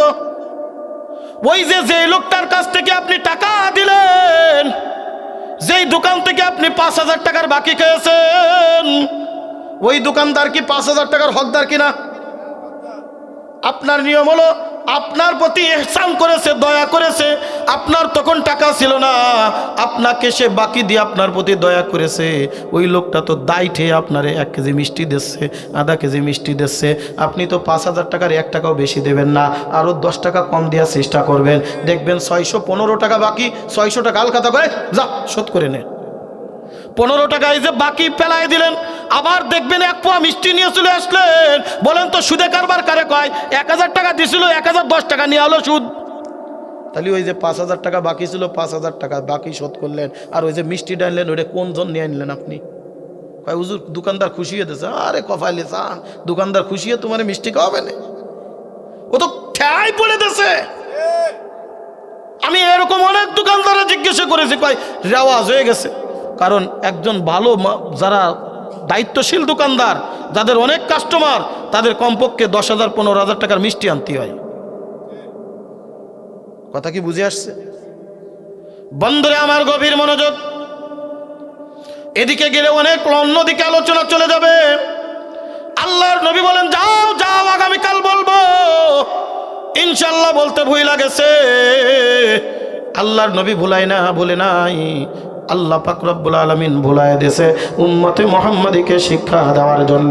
আল্লাহ পাক রব্বুল আলামিন এরপরে এই কথাও কিন্তু উল্লেখ করে দিয়েছে, বান্দা আল্লাহ রাসূল ভুল করে নাই, বরং ভুল করাই দিয়েছে আল্লাহ পাক, যাতে করে এই ঘটনার মাধ্যমে উম্মতে মুহাম্মাদীকে আমি বড় একটা শিক্ষা দিতে পারি, আমি বড় একটা শিক্ষা দিতে পারি। পরের দিন কাফিররা সব একজোট হয়ে গেছে, চলো নবী মুহাম্মাদের কাছে যাই। আল্লাহর নবী সাল্লাল্লাহু আলাইহি ওয়াসাল্লাম এইরকম ভাবে বৈশা আছে, কাফিররা একজোট হয়ে গেছে, আল্লাহর নবীর কাছে চলে আসছে। আল্লাহর নবী সাল্লাল্লাহু আলাইহি ওয়াসাল্লাম এটা বারবার এদিকে তাকায় ওদিকে তাকায়, আসমানের দিকে তাকায়। হযরতে জিবরিল আমিন আসে না, হযরতে জিবরিল আমিন তার কোনো ওহী নিয়ে আসে না, হযরতে জিবরিল আমিন ওহী নিয়ে আসে না। কেমনে আমি বলবো, কেমনে আমি বলবো? কাফেররা বলে এইবার বলো, তুমি বলো। বলে না, আমার বলার সময় হয় নাই, কিছুক্ষণ অপেক্ষা করো। অপেক্ষা করতেছে, আল্লাহর নবী আসমানের দিকে তাকায় না, জিবরিল আমিন আসে না। এরকম একদিন পার হয়ে গেল, 2 দিন পার হয়ে গেল, 3 দিন পার হয়ে গেল, এইভাবে প্রায় 15টা দিন পার হয়ে গেল। হযরতে জিবরিল আমিন আসে না। কাফেররা বলা বলি করে, আল্লাহর নবী ভুয়া নবী, আল্লাহ রাসূল ভুয়া রাসূল, আমাদের প্রশ্নের জবাব দিতে পারে না। অনেক কমজোর ইমানদার পর্যন্ত আল্লাহর নবীর উপর থেকে ঈমান খারেজ হয়ে যাবে ভাব। এই সময় হযরতে জিবরিল আমিন হাজির। আসসালাতু আসসালামু আলাইকা ইয়া রাসূলুল্লাহ, আসসালাতু আসসালামু আলাইকা ইয়া হাবিবাল্লাহ। সর্বপ্রথম জিবরিল আমিন আল্লাহর হাবিব একটা চিল্লান দিয়েছে, আজ জিবরিল। হযরতে জিবরিল আমিন বলে, আমার পরে চিল্লান কেন? 15 দিন পর্যন্ত খবর নাই, আসমানের দিক তাকাইলেই প্রত্যেকবার এসে হাজির হইতা, আজ 15 দিন পর্যন্ত খবর নাই, ব্যাপার কি? বলে, আমি তো নিজের ইচ্ছায় আসতে পারি না, পাঠায় কে? আরো জোরে, আমার আল্লাহ যদি না পাঠায়, আমি তো আসার জন্য রেডি ছিলাম, আমি আসার জন্য প্রস্তুত ছিলাম, আল্লাহর কাছে ইজাজত চাইতাম। না না, আল্লাহ পাক ইজাজত দেয় নাই। আপনি যেমন আমার কথা ব্যতীত বলতে পারেন না, আমি তো আমার আল্লাহর হুকুম ব্যতীত আসতে পারি না। 15টা দিন পর্যন্ত আসার জন্য তো বড় মনটা ছটফট করতেছিল, কিন্তু কি করব, আমার তো আসার জন্য আল্লাহ পাক রব্বুল আলামিন ইজাজত দেয় নাই, অনুমতি দেয় নাই। এ বন্ধু গভীর মনোযোগ। এবার আল্লাহর নবী ডাক দিয়ে বলেন, তাড়াতাড়ি বলো, আগে বলো কেন আসো নাই, তারপরে শুনবো ওই প্রশ্নের উত্তরগুলো কি। এইবার আল্লাহ পাক রব্বুল আলামিন কুরআনুল কারীমের 297 নম্বর পৃষ্ঠা, কুরআনুল কারীমের 15 নম্বর পারা, 18 নম্বর সূরা সূরাতুল কাহফের 23 এবং 24 নম্বর আয়াত, আল্লাহ পাক রব্বুল আলামিন ডাক দিয়ে বলেন, ওয়ালা তাকুলান্না লিশাইইন ইন্নী ফাইলুন যালিকা গাদা ইল্লা আইয়াশা আল্লাহ ওয়াযকুর রাব্বাকা ইযা নাসিতা ওয়া কুল আসা আন ইয়াহদিয়ানি রাব্বি লিআকরাবা মিন হাযা রাশাদা। আর জোরে কান্না আল্লাহু আকবার। বলে কেন আসেননি জানেন? ওই যে আপনি বলছিলেন আগামীকাল আসবো, কিন্তু ইনশাল্লাহ বলেন নাই। আমার আল্লাহ ডাকতে বলেন, দুনিয়ার মানুষ, আমার নবী হাবিবুল্লাহ পর্যন্ত ইনশাল্লাহ বলে নাই, যার কারণে 15 দিন পর্যন্ত ওহী বন্ধ করে রাখছি। আর তোমরা যদি ইনশাল্লাহ না বলো, তাহলে তোমাদের অবস্থা কি হবে একটা বার চিন্তা করে দেখো। আল্লাহ ডাক দেখুন, ওয়ালা তাকুলান্না লিশাইইন ইন্নী ফাইলুন যালিকা গাদা। এই কথা কখনোই বলবো না আগামীকাল করব, আগামীকাল বলবো, আগামীতে হবে, আগামীতে যাব, এইরকম কোনো কিছুই বলবো না। তবে যদি বলার দরকার হয়, ইল্লা আইয়াশা আল্লাহ, যদি বলার দরকার হয় তাহলে বলবা ইনশাআল্লাহ। যদি না যাইতে পারো, যদি নাও করতে পারো, তবে বরকত দিবেন কে? রহমত দিবেন কে? বন্ধুরে আমার, এইবার আল্লাহর নবী সাল্লাল্লাহু আলাইহি ওয়াসাল্লাম ডাকতে বলেন, জিবরিল জানলাম, বুঝলাম, আমার ভুল হয়ে গেছে, আমার ভুল হয়ে গেছে। বলে না, আপনার ভুল হয় নাই, আল্লাহ আপনাকে দিয়ে উম্মতে মুহাম্মাদিকে শিক্ষা দিচ্ছেন। এই জন্য অনেক সময় বলে না, মায়েরে মায়েরে জিরে বুঝাই। আমাদের গ্রাম্য ভাষা একটা কয় না, গ্রাম্য মহিলারা মায়েরে মায়েরে, অর্থাৎ বেটার বউ নতুন বিয়ে করে আনছে, তো ছেলে নতুন বিয়ে করে আনছে, এখন সে 8টা পর্যন্ত শুয়ে থাকে। এখন সকালবেলায় মায়েরে দুমছে মায়ে মানুষকে এত রাতে এত সকাল পর্যন্ত ঘুমায় না, কে করে নাকি সে করে নাকি, মানে মায়ের তো মায়ে কয় কি ব্যাপার, আমি এত সকালে উঠলাম, আমারে ধমকাই কেন, আমারে গাইলায় কেন, চোখের ইশারা দেয়। তার মানে আসলে তোরে করছি না, নতুন বউ তারে কেমনে কব, ও যাতে বুঝুক মাইয়েরে ছাড় দেয় নাই, আমারে তো ছাড় দেবে না। জোরে কোন কথা ঠিক কে ঠিক না? আল্লাহ বুঝাইতে চায় বান্দা আমার নবীরে ছাড় দেয় নাই, তোদেরকে ছাড় দিব না। আমার আপনার কাজের মধ্যে বরকত নাই কেন? আমার আপনার কাজের মধ্যে রহমত নাই কেন? আমার আপনার কাজের ভিতরে আল্লাহর নিয়ামত নাই কেন? কারণ আমার আপনার কথাবার্তা, আমার আপনার কাজ করব, আমার আপনার চলাফেরা ইসলামী শরিয়া মোতাবেক হয় না। কষ্ট হচ্ছে বন্ধুরা আমার, অন্তি সংক্ষিপ্ত আকারে কয়েকটি কথা বলে যাই। আল্লাহ পাক রব্বুল আলামিন এইবার ডাকতে বলেন, হাবিবুল্লাহ, এইবার আপনি কাফেরদেরকে একত্রিত করে ফেলেন। আল্লাহর নবীর ভিতরে সাহস হয়েছে কি হয় নাই? সাহস হয়েছে। হে আবু বকর কই আছে? আবু জাহেল ডাক দে, উতবারে ডাক, সাইবারে ডাক, আবু সুফিয়ান রে ডাক, সবাই রে ডাক। সব হাতেমে কাবার মধ্যে একত্রিত হয়ে গেছে। হাতেমে কাবার মধ্যে একত্রিত হইয়া বলে, কি বলবা বলো, তোমার কথা আর শুনতাম না। বলে, আমি তো নিজের থেকে কিছু বলতে পারি না, যতক্ষণ পর্যন্ত জিবরিল আমিন আমার কাছে ওহী না নিয়ে আসে। আমি পেয়ে গেছি। আল্লাহ পাক রব্বুল আলামিন কুরআনুল কারীম নাজিল করতেন, কখনো একটি আয়াত, কখনো দুটি আয়াত, কিন্তু একাধারে একটা সূরা নাজিল করেছে।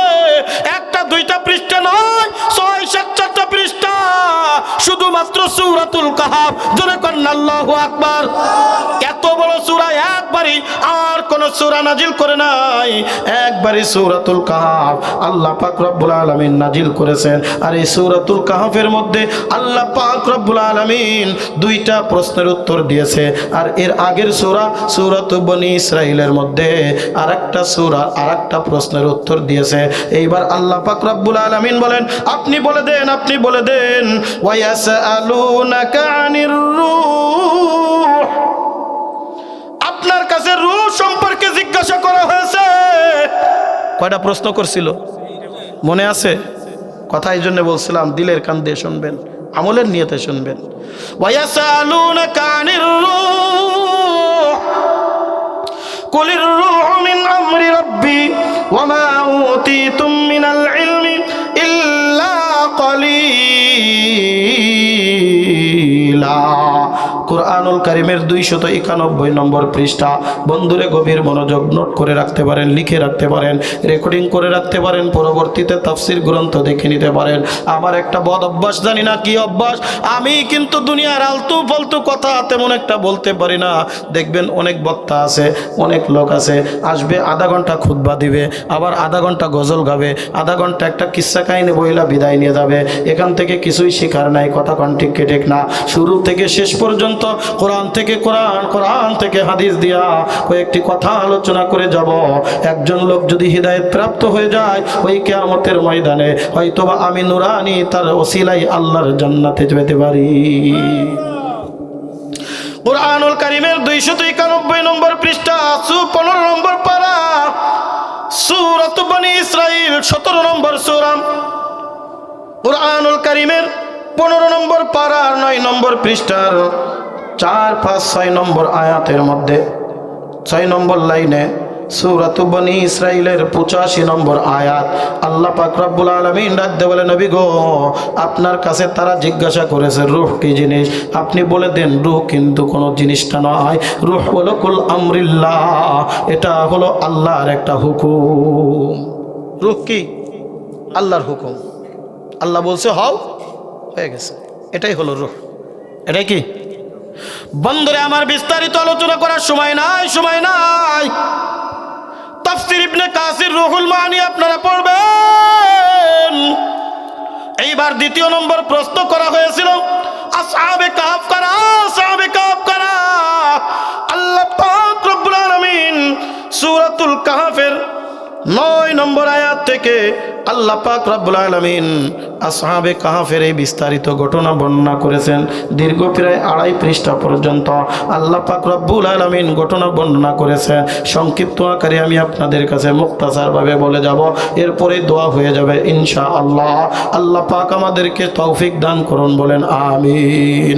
আল্লাহ পাক রব্বুল আলামিন সূরাতুল কাহফের 9 নম্বর আয়াত আল্লাহ পাক রব্বুল আলামিন বলেন, আম হাসিবতা আন্না আসহাবাল কাফি ওয়ার রাকিম কানু মিন আয়াতিনা আযাবা ইয আওয়াল ফিতিয়াতু ইলাল কাফি ফাকালু রাব্বানা আতিনা মিন লাদুনকা রাহমা ওয়া হায়্যি লানা মিন আমরিনা রাশাদা।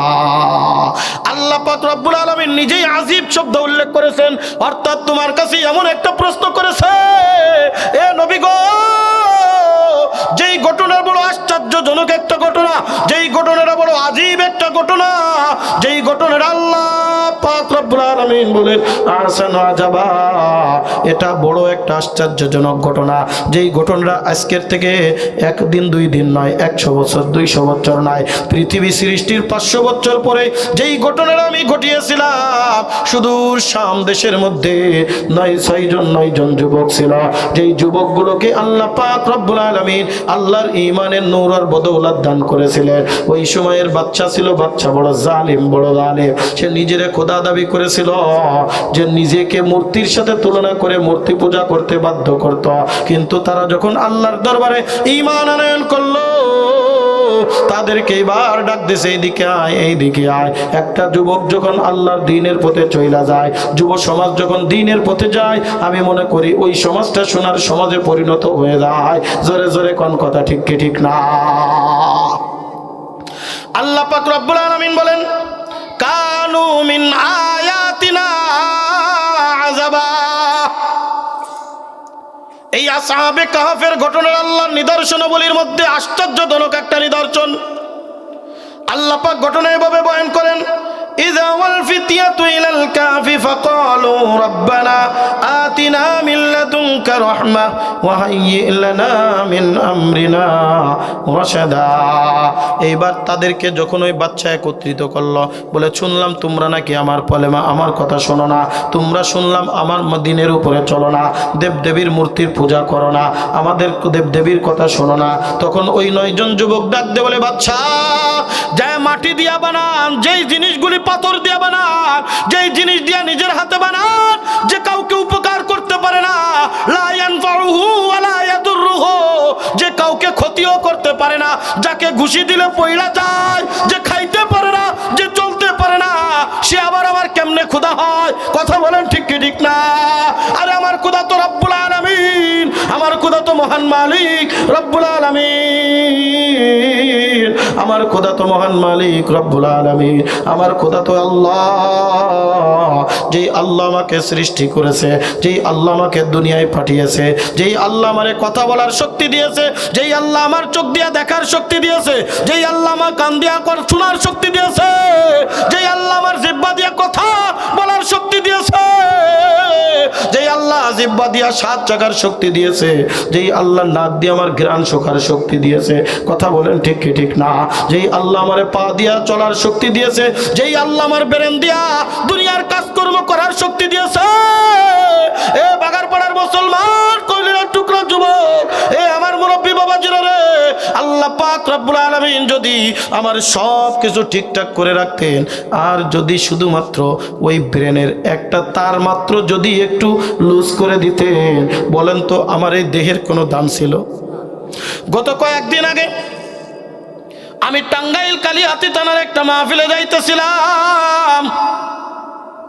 এলেঙ্গার মোড় পার হওয়ার পরে বুয়াপুর রোডে, কালিহাতির রোডে ঢুকবো, হঠাৎ করে দেখি একটা নওজোয়ান যুবক আমার গাড়ির সামনে আইসা পড়ছে। ড্রাইভার সাহেব বড় কড়া ব্রেক ধরছে। আমি সামনে বসে মনে হয় কি দেখতেছিলাম, হয়তোবা মুতালা করতেছিলাম। আমার মাথাটা, কপালটা যে লাগছে একবার সামনের ব্যাগডালার মধ্যে।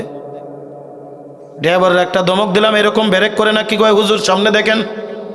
তাকায় দেখি একজন নওজোয়ান যুবক, দেখতে বড় ভালো, দেখতে বড় ভালো, কিন্তু শরীরের ভিতরে কোনো কাপড় নাই, উলঙ্গ অবস্থায় সামনে দাঁড়ায় হাত পা নাড়ানাড়ি করতেছে। গাড়ির থেকে নামলাম, দুই একজন লোক আসতে আসতে দৌড়ায় চলে আসছে। বললাম ভাইজান এই লোকটা কেডা? বলে পাগল। চেহারার দিকে আমি তাকায় থাকলাম। ড্রাইভার বলো হুজুর এভাবে তাকায় আছেন কেন? বললাম দেখ দেখ আমি নুরানি কেমন কালো, আল্লাহ তারে কত সুন্দর করে বানিয়েছে, আমার থেকেও কত সুন্দর চেহারা, কত সুন্দর দুইটা হাত, কত সুন্দর দুইটা পাও, কত সুন্দর করে তার নাকটা একটু লম্বা লম্বা, কত সুন্দর করে দুইটা চক্ষু, কত সুন্দর করে তাকে দেখতে ভালো লাগতেছে। কিন্তু আল্লাহ সব ঠিক রাখছে, শুধুমাত্র মাথার ব্রেনের একটা তার একটু লুজ করে দিছে। আমি নুরানি কথা বলতে পারি, ব্রেন খাটাইতে পারি, কত কিছু জ্ঞান বুদ্ধি দিয়ে কাজ করতে পারি।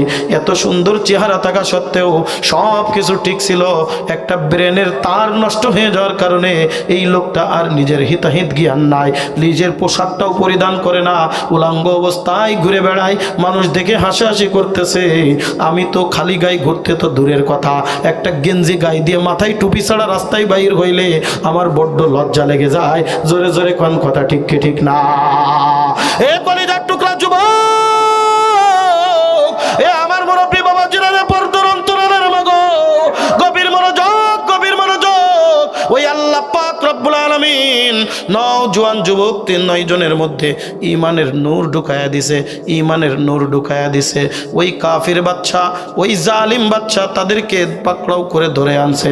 আমারে টাক, আমার কথা শোন, নতুবা তোদেরকে শুলে চড়াবো, নতুবা তোদেরকে ওই আগুনের ভিতরে নিক্ষেপ করব, নতুবা তোদেরকে ফাঁসির কাস্টে ঝুলাবো। নওজোয়ান যুবক বলে না না না, আল্লাহর দিন যখন পাইয়া গেছি, আল্লাহর পরিচয় যখন পাইয়া গেছি, আল্লাহর মোহাব্বত যখন পাইয়া গেছি, আমি দুনিয়ার কাউরে আর ডাকতে পারি না, দুনিয়ার কারুর কথা আর শুনতে পারি না। জোরে কন্যা আল্লাহু আকবার। মাশুকু সে क्या मजा है, आशिकू से पूछियो, शाखे गुल में क्या मजा है, बुलबुलू से पूछियो, शाखे गुल में क्या मजा है, बुलबुलू से पूछियो, जन्नत दोज़ख से या रब क्या करो, आरज़ू है मैं तुझे देखा करो, आरज़ू है मैं तुझे देखा करो, हूरे गिलमन जैसे नेमत है तो उससे नेमत दीदारे खुदा है तो उससे नेमत दीदारे खुदा है तो। জোরে কন্না আল্লাহু আকবার। এ বাগারপাড়ার মুসলমান গভীর মনোযোগ, ওই নওজোয়ান যুবক ওই বাচ্চার দরবারে বলে না না। বাচ্চা দেখলো এরা সব ভ্রান্ত পরিবারের ছেলে, এদেরকে হট মেজাজি ভাবে কোনো সিদ্ধান্ত নেওয়া যাবে না। আপাতত আজকের জন্য তোমাদেরকে ছেড়ে দিলাম, আগামীকাল তোমরা আমার দরবারে হাজির হবা, আমি মন্ত্রী পরিষদ বসাবো, মন্ত্রী পরিষদে যেই সিদ্ধান্ত হয় ওই সিদ্ধান্ত তোমাদেরকে মেনে নিতে হবে। যদি তারা ফাঁসির হুকুম দেয় ফাঁসি মানতে হবে, যদি তোমাদেরকে ছাড়তে বলে ছেড়ে দিব। বন্ধুরে গভীর মনোযোগ, অনেক লম্বা চওড়া ঘটনা, সংক্ষিপ্ত আকারে আপনাদের কাছে বইলা যায়। ওই নওজোয়ান যুবক এইবার আস্তে আস্তে পরের রাত হয়ে গেছে। রাত হয়ে যাওয়ার পরে একটা জঙ্গলের ভিতরে আস্তে আস্তে 1 জন 2 জন 3 জন 4 জন আস্তে আস্তে 9 জন এক জায়গায় বৈশা গেছে। চিন্তা করে দেখলো আমরা 9 জন ব্যতীত ওই দ্বীনে ইলাহির পথে আর কেউ নাই, আমাদেরকে একটাই ফাঁসির কাস্টে ঝুলায় দিবে, আমাদেরকে হত্যা করে দিবে। বলে কি করা যায়, কি করা যায়? বলে একটা কাজ করো, এই জালিম বাচ্চার থেকে চলো আমরা দূরে কোথাও চইলা যাই, এই জালিম বাচ্চার কাছে থাকা যাবে না, আমাদেরকে হত্যা করে ফেলবে। আর আমরা যদি হত্যা হয়ে যায় এই পৃথিবীতে দ্বীনের আলো ছড়াবেটাকে? জোরে কোন আল্লাহু আকবার। আল্লাহর নবী বদরের যুদ্ধের আগে আল্লাহর নবী সাল্লাল্লাহু আলাইহি ওয়াসাল্লাম সাহাবা ইকরামদেরকে নিয়ে রাত্রে গভীর রজনীতে, আগামীকাল যুদ্ধ শুরু হবে, আজকের গভীর রজনীতে আল্লাহর দরবারে দোয়া করতেছে, আল্লাহ তোমার হাতে দ্বীনে ইসলাম মুসলমান যে কয়জন আছে সব নিয়ে হাজির হয়েছি। যদি 1000 সৈন্যের মোকাবেলায় আমাদেরকে যদি ধ্বংস করে দেন, আপনার দিন ধ্বংস হয়ে যাবে। আমরা যদি বেঁচে থাকি তাহলে দিন বেঁচে থাকবে। আল্লাহ আপনি যা করবেন করেন। 313 জন সদস্য 1000 সৈন্যের মোকাবেলা করে কচু কাটা কাটতে কাটতে 70 জন কাফিরকে জাহান্নামের কীট বানাইল, 70 জনকে পাকড়াও করে ধরে আনলো। ইসলামের প্রথম বিজয় হয়ে গেল। জোরে জোরে কোন সুবহানাল্লাহ। ওই নওজোয়ান 9 জন যুবক এইবার যে পরামর্শ করে, চলো চলো জঙ্গলের ভিতর থেকে আমরা দূরে কোথাও চলে যাই। হঠাৎ করে দেখে পিছনে কিসের জন্য একটা শব্দ। শুনশান রজনী, শুনশান রজনী, কিসের জন্য একটা শব্দ। পিছনে তাকায় দেখে একটা কুকুর। কি কথা বলেন, কষ্ট হচ্ছে আপনাদের? পিছনে তাকায় দেখে একটা কুকুর তাড়ায় দেশে, সর সর। কুকুরটা হালকা পিছনে ফিরে আবার যখন চলা শুরু করে, কুকুর আবার পিছনে পিছনে চলা শুরু করে। একবার, দুইবার, তিনবার যখন তাড়িয়ে দিছে, কিতাবের ভিতরে লেখে ওই কুকুরটা আমার মালিকরে ডাক দেয়, আল্লাহ জানি আমার জবান দিয়েছো, এই জবানের মধ্যে কথা বলার শক্তি দাও নাই। আর আমার যদি কথা বলার আজকে শক্তি না দাও, আপনার ইমানদার যুবকের সাহায্য করার ক্ষমতা আমার থাকবে না। ও মালিক রব্বুল আলামিন, আমার কথা বলার সুযোগ করে দাও।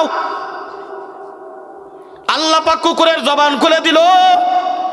ডাকতে বলে, নওজোয়ান যুবকরা রে, তোরা আমারে তাড়ায় দিস, কিন্তু আমি তোদের সাহায্য করতে চাই। জোরে কন্না আল্লাহু আকবার। তোরা আমারে তাড়ায় দিস, কিন্তু না না না, আমি তোদের সহযোগিতা করব। কুকুর এমন একটা প্রাণী, হায়াতুল হায়াওয়ান পড়ে দেখবেন। কুকুরের ভিতরে এমন 9টা গুণ আছে, যেই 9টা গুণ যদি একজন মানুষ অর্জন করে, ওই মানুষ আল্লাহর ওলিতে পরিণত হয়ে যায়। কুকুর নিকৃষ্ট প্রাণী না, নাপাক প্রাণী না? কুকুর নাপাক প্রাণী, কিন্তু তার ভিতরে এমন 9টা গুণ আছে, যেই 9টা গুণ যদি একজন মানুষ অর্জন করে, আল্লাহর ওলি হয়ে যাবে। তার ভিতরে একটা গুণ হলো প্রভু ভক্ত। 2 দিন মাত্র তারে খাওয়াবেন। দিনের বেলায় আপনি খাওয়াবেন, সারা রাত জেগে আপনারে পাহারা দিবে। আমি নিজে দেখছি, আমার বাড়িতে একটা কুকুর ছিল, একটা পাতা পড়লেও লাফ দিয়া চইলা যাইতো। কোন লোকের যদি পায়ের আওয়াজ পাইতো, ব্যাক ব্যাক করতে করতে ওই লোকটার দ্বারে কাছে যাইতো। কামড়াইতো না, কিন্তু মনে হইতো আমার শেষ করে ফেলবে। কামড়াইতো না, কামড়াইতো না, জামা কাপড় টাইনা টাইনা ধরতো। আমার আব্বা শুধু একবার ডাক দিয়ে বলতো, লালু, ঠান্ডা, আর কোনো কথা নেই। লেজ নাড়ায় আসার তুলে লেজটা দিয়ে এরকম বসে যাইত। দেখছেন আপনারা? ওই কুকুরের মুখের ভিতরে লাঠি দিয়ে আমি দৌড়ে বেড়াতাম ছোটবেলায়। আমার তো ওখানে একেবারে ছোটো প্যান্ট পরে বেড়াই। কুকুরের মুখের ভিতরে এরকম খালি লাঠিটা ধরতাম, ও কুকুর কামড়াইতো, আমিও দৌড়াতাম, আমার পাশে কুকুরটা দৌড়াতো। কুকুরের ভিতরে একটা গুণ আছে, ওই কুকুর প্রভু ভক্ত। একবার মাত্র খাওয়াবেন, ও আপনারা ভুলবে না। রাত জেগে আপনারে পাহারা দিবে, রাত জেগে আপনার বাড়ির পাহারা দিবে, আপনার সম্পদের পাহারা দিবে। লক্ষ লক্ষ টাকা দিয়ে আপনি যা কিছু করেন, সবার চোখ ফাঁকি দেওয়া যায়, একজন শিক্ষিত প্রশিক্ষিত কুকুরে চোখ ফাঁকি দেওয়া যায় না। জোরে জোরে কোন কথা ঠিক কি ঠিক না? কুকুর ডাকতে বলে, না রে নওজোয়ান যুবক, আমাদেরকে আমারতে তোমরা চেনো। ওই যে তোমরা এক জায়গায় বৈশা, যেই জায়গাটায় তোমরা বৈশা একটা গল্প করতেছিলা, ওই জায়গায় আমি দীর্ঘদিন পর্যন্ত ক্ষুধার যন্ত্রণায় চলতেও পারতেছিলাম না, হাঁটতেও পারতেছিলাম না। একজন একটা রুটি খায় টান মারে ফেলা দিছো, ওই রুটির টুকরাটা আমার গালের ভিতরে আসছে। তোমার রিজিক পাইয়া আমি আবার সতেজ হয়ে গেছি। আমি তোমাদের উপকার ছাড়া ক্ষতি করব না। আমারে তোমরা সাথে নাও, আমারে তোমরা সাথে নাও, আমারে তোমরা সাথে নাও। এই কথাটাও আল্লাহ পাক রব্বুল আলামিন কুরআনুল কারীমের ভিতরে এই কথাটাও উল্লেখ করে দিয়েছেন। বন্ধু একটু পরে আসবে, আল্লাহ পাক রব্বুল আলামিন বলেন, ওয়া তাহসাবুহুম আইকাযা ওয়া হুম রুকুদ ওয়া নুকাল্লিবুহুম যাতাল ইয়ামিনি ওয়া যাতাশ শিমাল ওয়া কালবুহুম বাসিতুম যিরাআইহি বিল ওয়াসিদ লাবিত্তালা'আত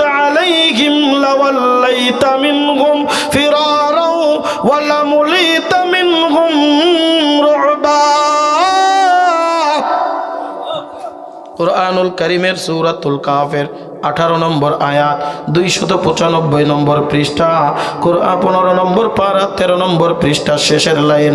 আল্লাহ পাক রব্বুল আলামিন ডাকতে বলেন, আমি তাদেরকে যখন একত্রিত করাইলাম, এইবার বন্ধু ওই নওজোয়ান যুবক বলো, ঠিক আছে চল আমাদের সাথে, চল আমাদের সাথে। কুকুর এইবার ডাকতে বলে, আপনারা সামনে না, আপনারা পিছনে যান। সুবহানাল্লাহ কন্যা, আপনারা, আমি সামনে পথ দেখাই দেব। আমি এমন একটা জায়গার খবর জানি, যেই জায়গার খবর আপনারা জানেন না। এই রজনীতে আপনি চোখে দেখতে পারবেন না। দেখবেন পশু পাখির মধ্যে আল্লাহ এমন একটা কুদরত দিয়ে দিছে, রাত্রে কোনো পশুর দিকে আপনি লাইট মারবেন, দেখবেন চোখ জল জল করতেছে। আমরা দিনের বেলায় যেমন দেখতে পাই, ওরা রাতের বেলায় তেমন দেখতে পায়। ডাক দিয়ে কয়, রাত্রে আপনি গর্তের ভিতরে পড়তে পারেন, সাপ পোকামাকড়ের সবাই পড়তে পারেন, আমি তো চোখে দেখতে পাই। আমি আপনাদেরকে রাহবারি করে ওই গুহার নিকটে আশ্রয় দিয়া দিব। জোরে জোরে কান সুবহানাল্লাহ। বুজুর্গি কি নেহি हमको जरूरत, गुलाम अपना बना ले ऐ खुदाया, गुलाम अपना बना ले ऐ खुदाया। तो को जाओ सुन्नते अहमद को जा, बा मोहम्मद कई बुवद निस्बत तोरा, बा मोहम्मद कई बुवद निस्बत तोरा। जरे कन्ना अल्लाहु আকবার। যেই দিনে মনে করি একটু তাড়াতাড়ি ছাড়বো, ওই দিন দেরি হয়ে যায়। কষ্ট হচ্ছে আপনাদের? চলবে ইনশাআল্লাহ? কি বলেন, চলবে? অল্প কিছু লোক আছেন, তারপরেও আপনাদের আগ্রহ দেখে আমার আলোচনা করতে ভালো লাগতেছে, এটাই, আর কিছু না। লক্ষ লক্ষ লোকের মাঝে আলোচনা করে যে মজা না পেয়েছি না, আপনাদের এই কয়জনের ভিতরে আল্লাহ তাআলা সে মজা দিচ্ছে। চাহাত থাকলে আল্লাহ দিয়া দেন। কথা বলেন ঠিক কি ঠিক না? বন্ধুরে আমার, আল্লাহ পাক রব্বুল আলামিন এইবার ওই নওজোয়ান যুবক 9 জনকে নিয়ে ওই কুকুরের মাধ্যমে গুহার ভিতরে আশ্রয় নিলেন। ওই গুহার ভিতরে তারা যখন আশ্রয় নিছে, 9 জন একবার গুহার ভিতরে শুয়ে পড়ছে। কুকুর বলে, তুই কই যাবি? বলে, আমি তো আপনাদের গুহার মুখে এমনভাবে আমি বইসা থাকব, এই গুহার মুখে যখনই কোনো ব্যক্তি আপনাদের খোঁজ করার জন্য আসবে, সর্বপ্রথম আমার এই থাবা দেখবে, থাবা দেখে তারা এখান থেকে বিদায় হবে। আমি আপনাদেরকে পাহারা দিব। আপনারা আল্লাহর প্রিয় বান্দা, আপনারা আপনার প্রিয় বান্দা, আপনারা ঘুমান, আপনারা ঘুমান, আপনারা তো বড় ক্লান্ত, আপনারা ঘুমান, আমি আপনাদেরকে পাহারা দিতেছি। আপনারা ঘুমান, আমি আপনাদেরকে পাহারা দিতেছি। আল্লাহ পাক রব্বুল আলামিন বলেন, ফাযরাবনা আলা আযানিহিম ফিল কাফি সিনিনা আদাদা। দীর্ঘদিন পর্যন্ত তারা ঘুমিয়ে গেল। সুম্মা বাসনাহুম লিনালামা আইয়ুল হিজবাইনি আসালিমা লাবিসু আমাদা। কতদিন পর্যন্ত, কতদিন পর্যন্ত তারা ঘুমিয়েছে? আল্লাহ পাক রব্বুল আলামিন কুরআনুল কারীমের 297 নম্বর পৃষ্ঠা, 15 নম্বর পারার 15 নম্বর পৃষ্ঠা, আল্লাহ পাক রব্বুল আলামিন বলেন, ওয়ালাবিসু ফি কাফিহিম সালাসামিয়াতিন সিনিনা ওয়াজদাদু তিসআ। আল্লাহু আকবার কন্যা। ওরা ঘুমাইছে মনে করেন সকালবেলায়, যাইতে যাইতে ভোর হয়ে গেছে, বেলা কেবল উঠতেছে উঠতেছে ভাব, এই সময় তারা ঘুমিয়েছে। যখন ঘুম থেকে জাগ্রত হইল, তখন দেখে বেলা পশ্চিম দিকে অস্ত যাচ্ছে। তাদের কাছে জিজ্ঞাসা করতেছে, কতকাল ঘুমাইলি, কতকাল ঘুমাইলি? কেউ কয় একদিন, কেউ কয় 2 দিন, কেউ কয় মানে এক বেলা, সকালে ঘুমাইছি বিকেলে উঠছি। আমার আল্লাহ ডাক দিয়ে কয়, না রে বান্দা, না না, 1 দিন 2 দিন ঘুমাস নাই, 1 বছর 2 বছর ঘুমাস নাই, 100 বছর 200 বছর ঘুমাস নাই। আমার আল্লাহ পাক রব্বুল আলামিন ডাক দিয়ে বলেন, সালাসামিয়াতিন সিনিন, দীর্ঘ 300 বছর, আরো 9 বছর বৃদ্ধি, 309 বছর পর্যন্ত এই গুহার ভিতরে আমি তাদেরকে ঘুম পড়ায় রাখছি। দীর্ঘ 309 বছর পরে আমি আল্লাহ পাক রব্বুল আলামিন তোদেরকে উঠাইলাম এই জগৎবাসীদেরকে দেখানোর জন্য। ওই কিয়ামতের ময়দানে আমি আল্লাহ পাক রব্বুল আলামিন কেমন করে তোদেরকে উঠাবো, কেমন করে তোদেরকে পুনরুজ্জীবিত করব। বন্ধুরা, অনেক লম্বা চওড়া ইতিহাস কাহিনী, আপনারা বিস্তারিত আলোচনা দেখে নেবেন। আল্লাহ পাক রব্বুল আলামিন ডাক দিয়ে বলে, বান্দা শোন শোন, যে আমি আল্লাহ 3 309 বছর পর্যন্ত একজন মানুষকে মৃত্যু থেকে জীবিত করতে পারলাম। বলেন তো কিয়ামতের ময়দানে আমাদেরকে উঠাই আবার হিসাব নিকাশ নিতে পারবে কি পারবে না? ওই নওজোয়ান যুবকেরা 309 বছর পরে এইবার ঘুমের থেকে উঠছে, কুকুর ডারে ঠেলে উঠাইছে, উঠ। বলে আপনারা তো ঘুমাইছেন, আমি তো কেবলমাত্র একটু ঘুমাইলাম, ওঠ। দেখে কারু চুল এত বড়, নখ এত বড় করে, কি এলো, ব্যাপার কি? একজন ডাক দেখো, স্যার বাদ দে এসব কথা, খিদে লাগছে, মনে হচ্ছে কতদিন পর্যন্ত খাই না, একটা কাজ করো, এক টাকা আছে কত? বলে আমার কাছে 1 আনা, তোমার কাছে 2 আনা। বলে নিয়ে বাজারে যা, বাজারে যে আমাদের জন্য কিছু ক্রয় করে নিয়ে আয়। কয়শো বছর পরে? 309 বছর পরে ওই টাকা চলে আছে। আগের মুরব্বী দেখছেন নাকি 8 আনা, হ্যাঁ, 5 পাই, 10 পাই, তারপরে হ্যাঁ ফুটো পাই আছে না, দেখছেন না? হ্যাঁ, যদি ফুটো পাই নিয়ে আসে আপনার কাছে দেয়, চলবে? আমরা 1 টাকা দিয়ে 4-10টা চকলেট কিনে খাইছি। আমি আলমাত বয়স তো কয়দিন, মাত্র 38-40 বছর বয়স। মুরব্বী যারা আছেন তারা তো বলতে পারবেন, ওই 1 টাকা দিলি মনে হয় বিরাট কিছু দিয়ে ফেলাইছে। আর এখন তো ছেলেবেলে 100টা 200টা নিচে হাতে নিতে চায় না, 10টার নিচে কথাই কয় না। এখন কথা ঠিক না? 10টার নিচে ভিক্ষেও নিতে চায় না, কয়। 309 বছর পরে ওই টাকার চল নাই, চল নাই। হোটেলে গেছে, ওই টাকা নিয়ে বাজান আমাদেরকে কিছু খাবার দেন। খাবার নিল, খাবার নিয়ে এবার বলতেছে, এই না কি দিলেন এটা? বলে কেন টাকা দিলাম? বলি টাকা তো আমার জীবনে কোনোদিন দেখি নাই। 309 বছর পরে তো বাইসা নাই কেউ, এত আগের টাকা তো কোনোদিন দেখি নাই। আগেরকার এই মুরব্বী যারা আছে একটু চপ্পল, যেটা যে কি বলে খড়ং, এখনকার ছেলেবেলে দেখছে নাকি এগুলো? হ্যাঁ, কাঠের টায়ারের সাথে খটখট খটখট খটখট করে আওয়াজ করে। বন্ধুরে, এখন তো দান বানানোর জন্য কত সুন্দর সিস্টেম, ডেকে দিয়া যদিও 2-1টা আছে, অনেক গ্রামে খুঁজলে পাওয়া যায় না। আমি গত কয়েকদিন আগে বড়ি বানাবে, আমার বাড়িওয়ালা করছে যে একটু বড়ি বানাবো, একটু ডালটা করে নিয়ে আসো দিন, কুটে নিয়ে আসো দিন। মানে এবার ডাল কয় যাও যে দেখে নেয়, দেখি যে বড়ি কুটার মেশিনও আছে, তারপরে আপনার গুঁড়ো কুটার মেশিন আছে, তুষ কুটার মেশিন আছে, সব অল এভরিথিং একটের মধ্যে অল স্কয়ার। কথা কন ঠিক কি ঠিক না? এখন আর কোনো কিছু করা লাগে ডেই দিয়ে মারে দেখতাম একবার ভোর সকালে উঠে চলে যাইতো আপনার গুঁড়ো বানাইতে।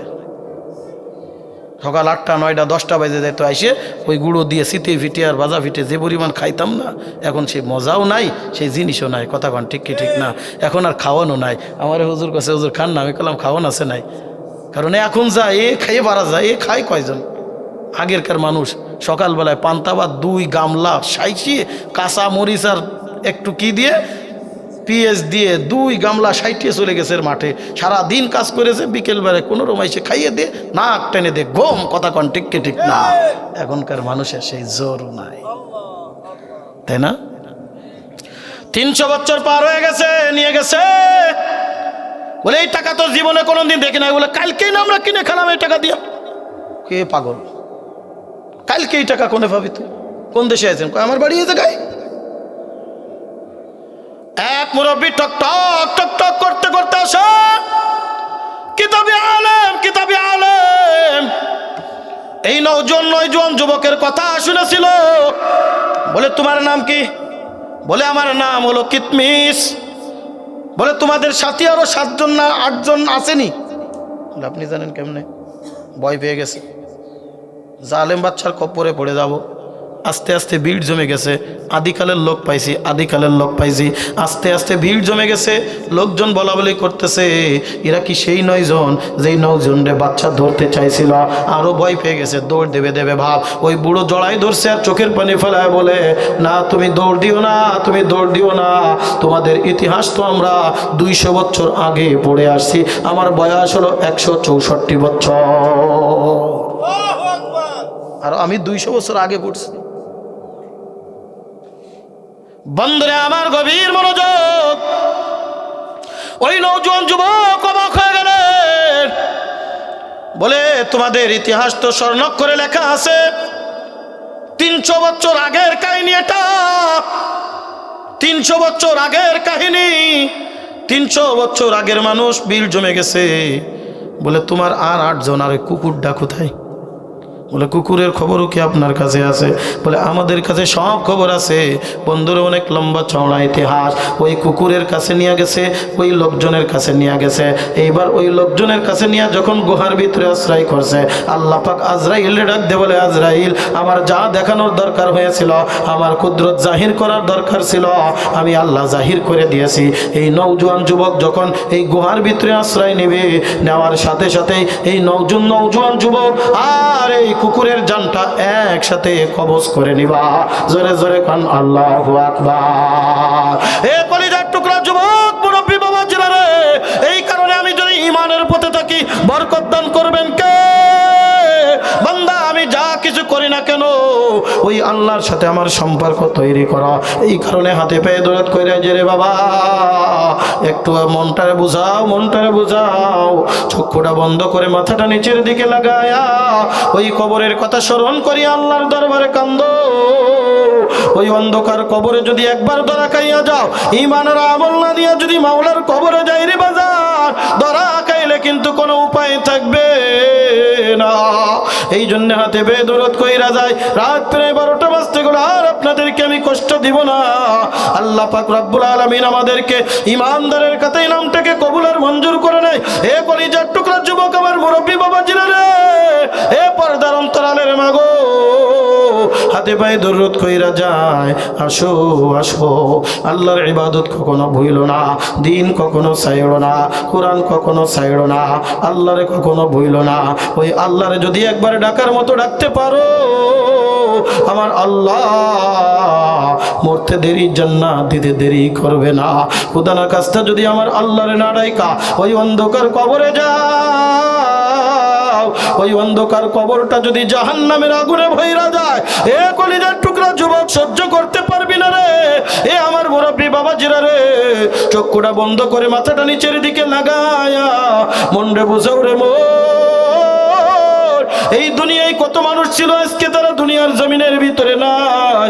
আমার আপনার বয়সী কত মানুষ দুনিয়ার থেকে বিদায় নিয়ে চইলা গেছে। কবে জানি আমি আপনি দুনিয়ার থেকে বিদায় নিয়ে চইলা যায়, কি নিয়ে মাওলার কবরের ভিতরে যাচ্ছি রে বাজার, কি নিয়ে মাওলার কবরের ভিতরে যাচ্ছি। ওই কবরের ভিতরে কিন্তু ধরা খাইলে উপায় থাকবে না। দুনিয়ায় বিপদে পড়লে কত মানুষ সাহায্যের জন্য আগে আসে, ওই অন্ধকার কবরে যদি একবার বিপদে পড়িয়া যাও, সাহায্য করার মতো কেউ সামনে আসবে না। এই জন্যে বাবা, হাতে পায়ে দৌড়ত কইরা যায়, আমার জন্য দোয়া করিয়েন, আমি আপনাদের জন্য দোয়া কইরা যায়। অল্প কিছু লোক নিয়ে যতটুকু পারলাম আলোচনা করলাম। আমার আলোচনার মূল আলোচ্য বিষয় ছিল ঈমান আনো, ঈমান আনো, ঈমান আনো। ঈমানের উপরে যখন থাকবা, তোমার উপরে বিপদ আপদ আসতে পারে, মুসিবত আসতে পারে, মুসিবত সবর করো, আল্লাহ তাআলা তোমাকে বরকত দান করবে। এ বাবা, এই জন্য তোমাদেরকে নসিহত করি, কলিজার টুকরা যুবক রে, ওই কিয়ামতের ময়দানে আমার আল্লাহ যৌবনকালের প্রশ্ন করবে। এ আমার মুরব্বী বাবাজিরা, ওই কিয়ামতের ময়দানের কঠিন অবস্থার কথা স্মরণ করো। দুনিয়ার একদিনের আগুন সহ্য করতে পারো না, কিয়ামতের ময়দানের জাহান্নামের আগুন কেমনে সহ্য করবা? সহ্য করার ক্ষমতা আমার আপনার ভিতরে নাই। মনরে বুঝাও রে মন, আমি আপনি যখন দুনিয়ার থেকে বিদায় নিয়ে যাব, কেউ বা চলিয়া যাইবে বাঁশঝাড়ের বাঁশটা কাটার জন্যে, কেউ বা চলিয়া যাইবে গোরস্থানে কবর খনন করার জন্যে, কেউ বা চলিয়া যাইবে ওই মসজিদে খাটলিটা আনার জন্যে, কেউ বা চলিয়া যাইবে কফনে কাপড় কেনার জন্যে। আমি আপনি দুনিয়ার জমিনের ভিতরে পড়া থাকবো। ছেলে কানবে বাবা বাবা বলিয়া, মেয়ে কানবে বাবা বাবা বলিয়া, জবাব তো আর দিবা না। ওই মসজিদের কাটলিটা বাড়ির সামনে আনিয়া বড়ের পাতা দিয়া গরম পানি করিয়া আমার আপনার জীবনের শেষ গোসল করাইয়া, চারজনে দরাদরি করিয়া কাটলির উপরে শোয়াইয়া আমাকে আপনাকে 3টা 5টা টুকরা সাদা কাপড়ের কাপড় ওই গায়ের ভিতরে জড়ায়, মাথায় একটা বান্ধন দিয়া, মাথায় একটা বান্ধন দিয়া, পায়ের কাছে একটা বান্ধন দিয়া কাটলির উপরে টান টান করিয়া শোয়া দিবে। বলবে জলদি কর, জলদি কর, জলদি কর। এরে নিয়ে যা মসজিদের সামনে, জানাজার নামাজটা পড়াইয়া ফেল।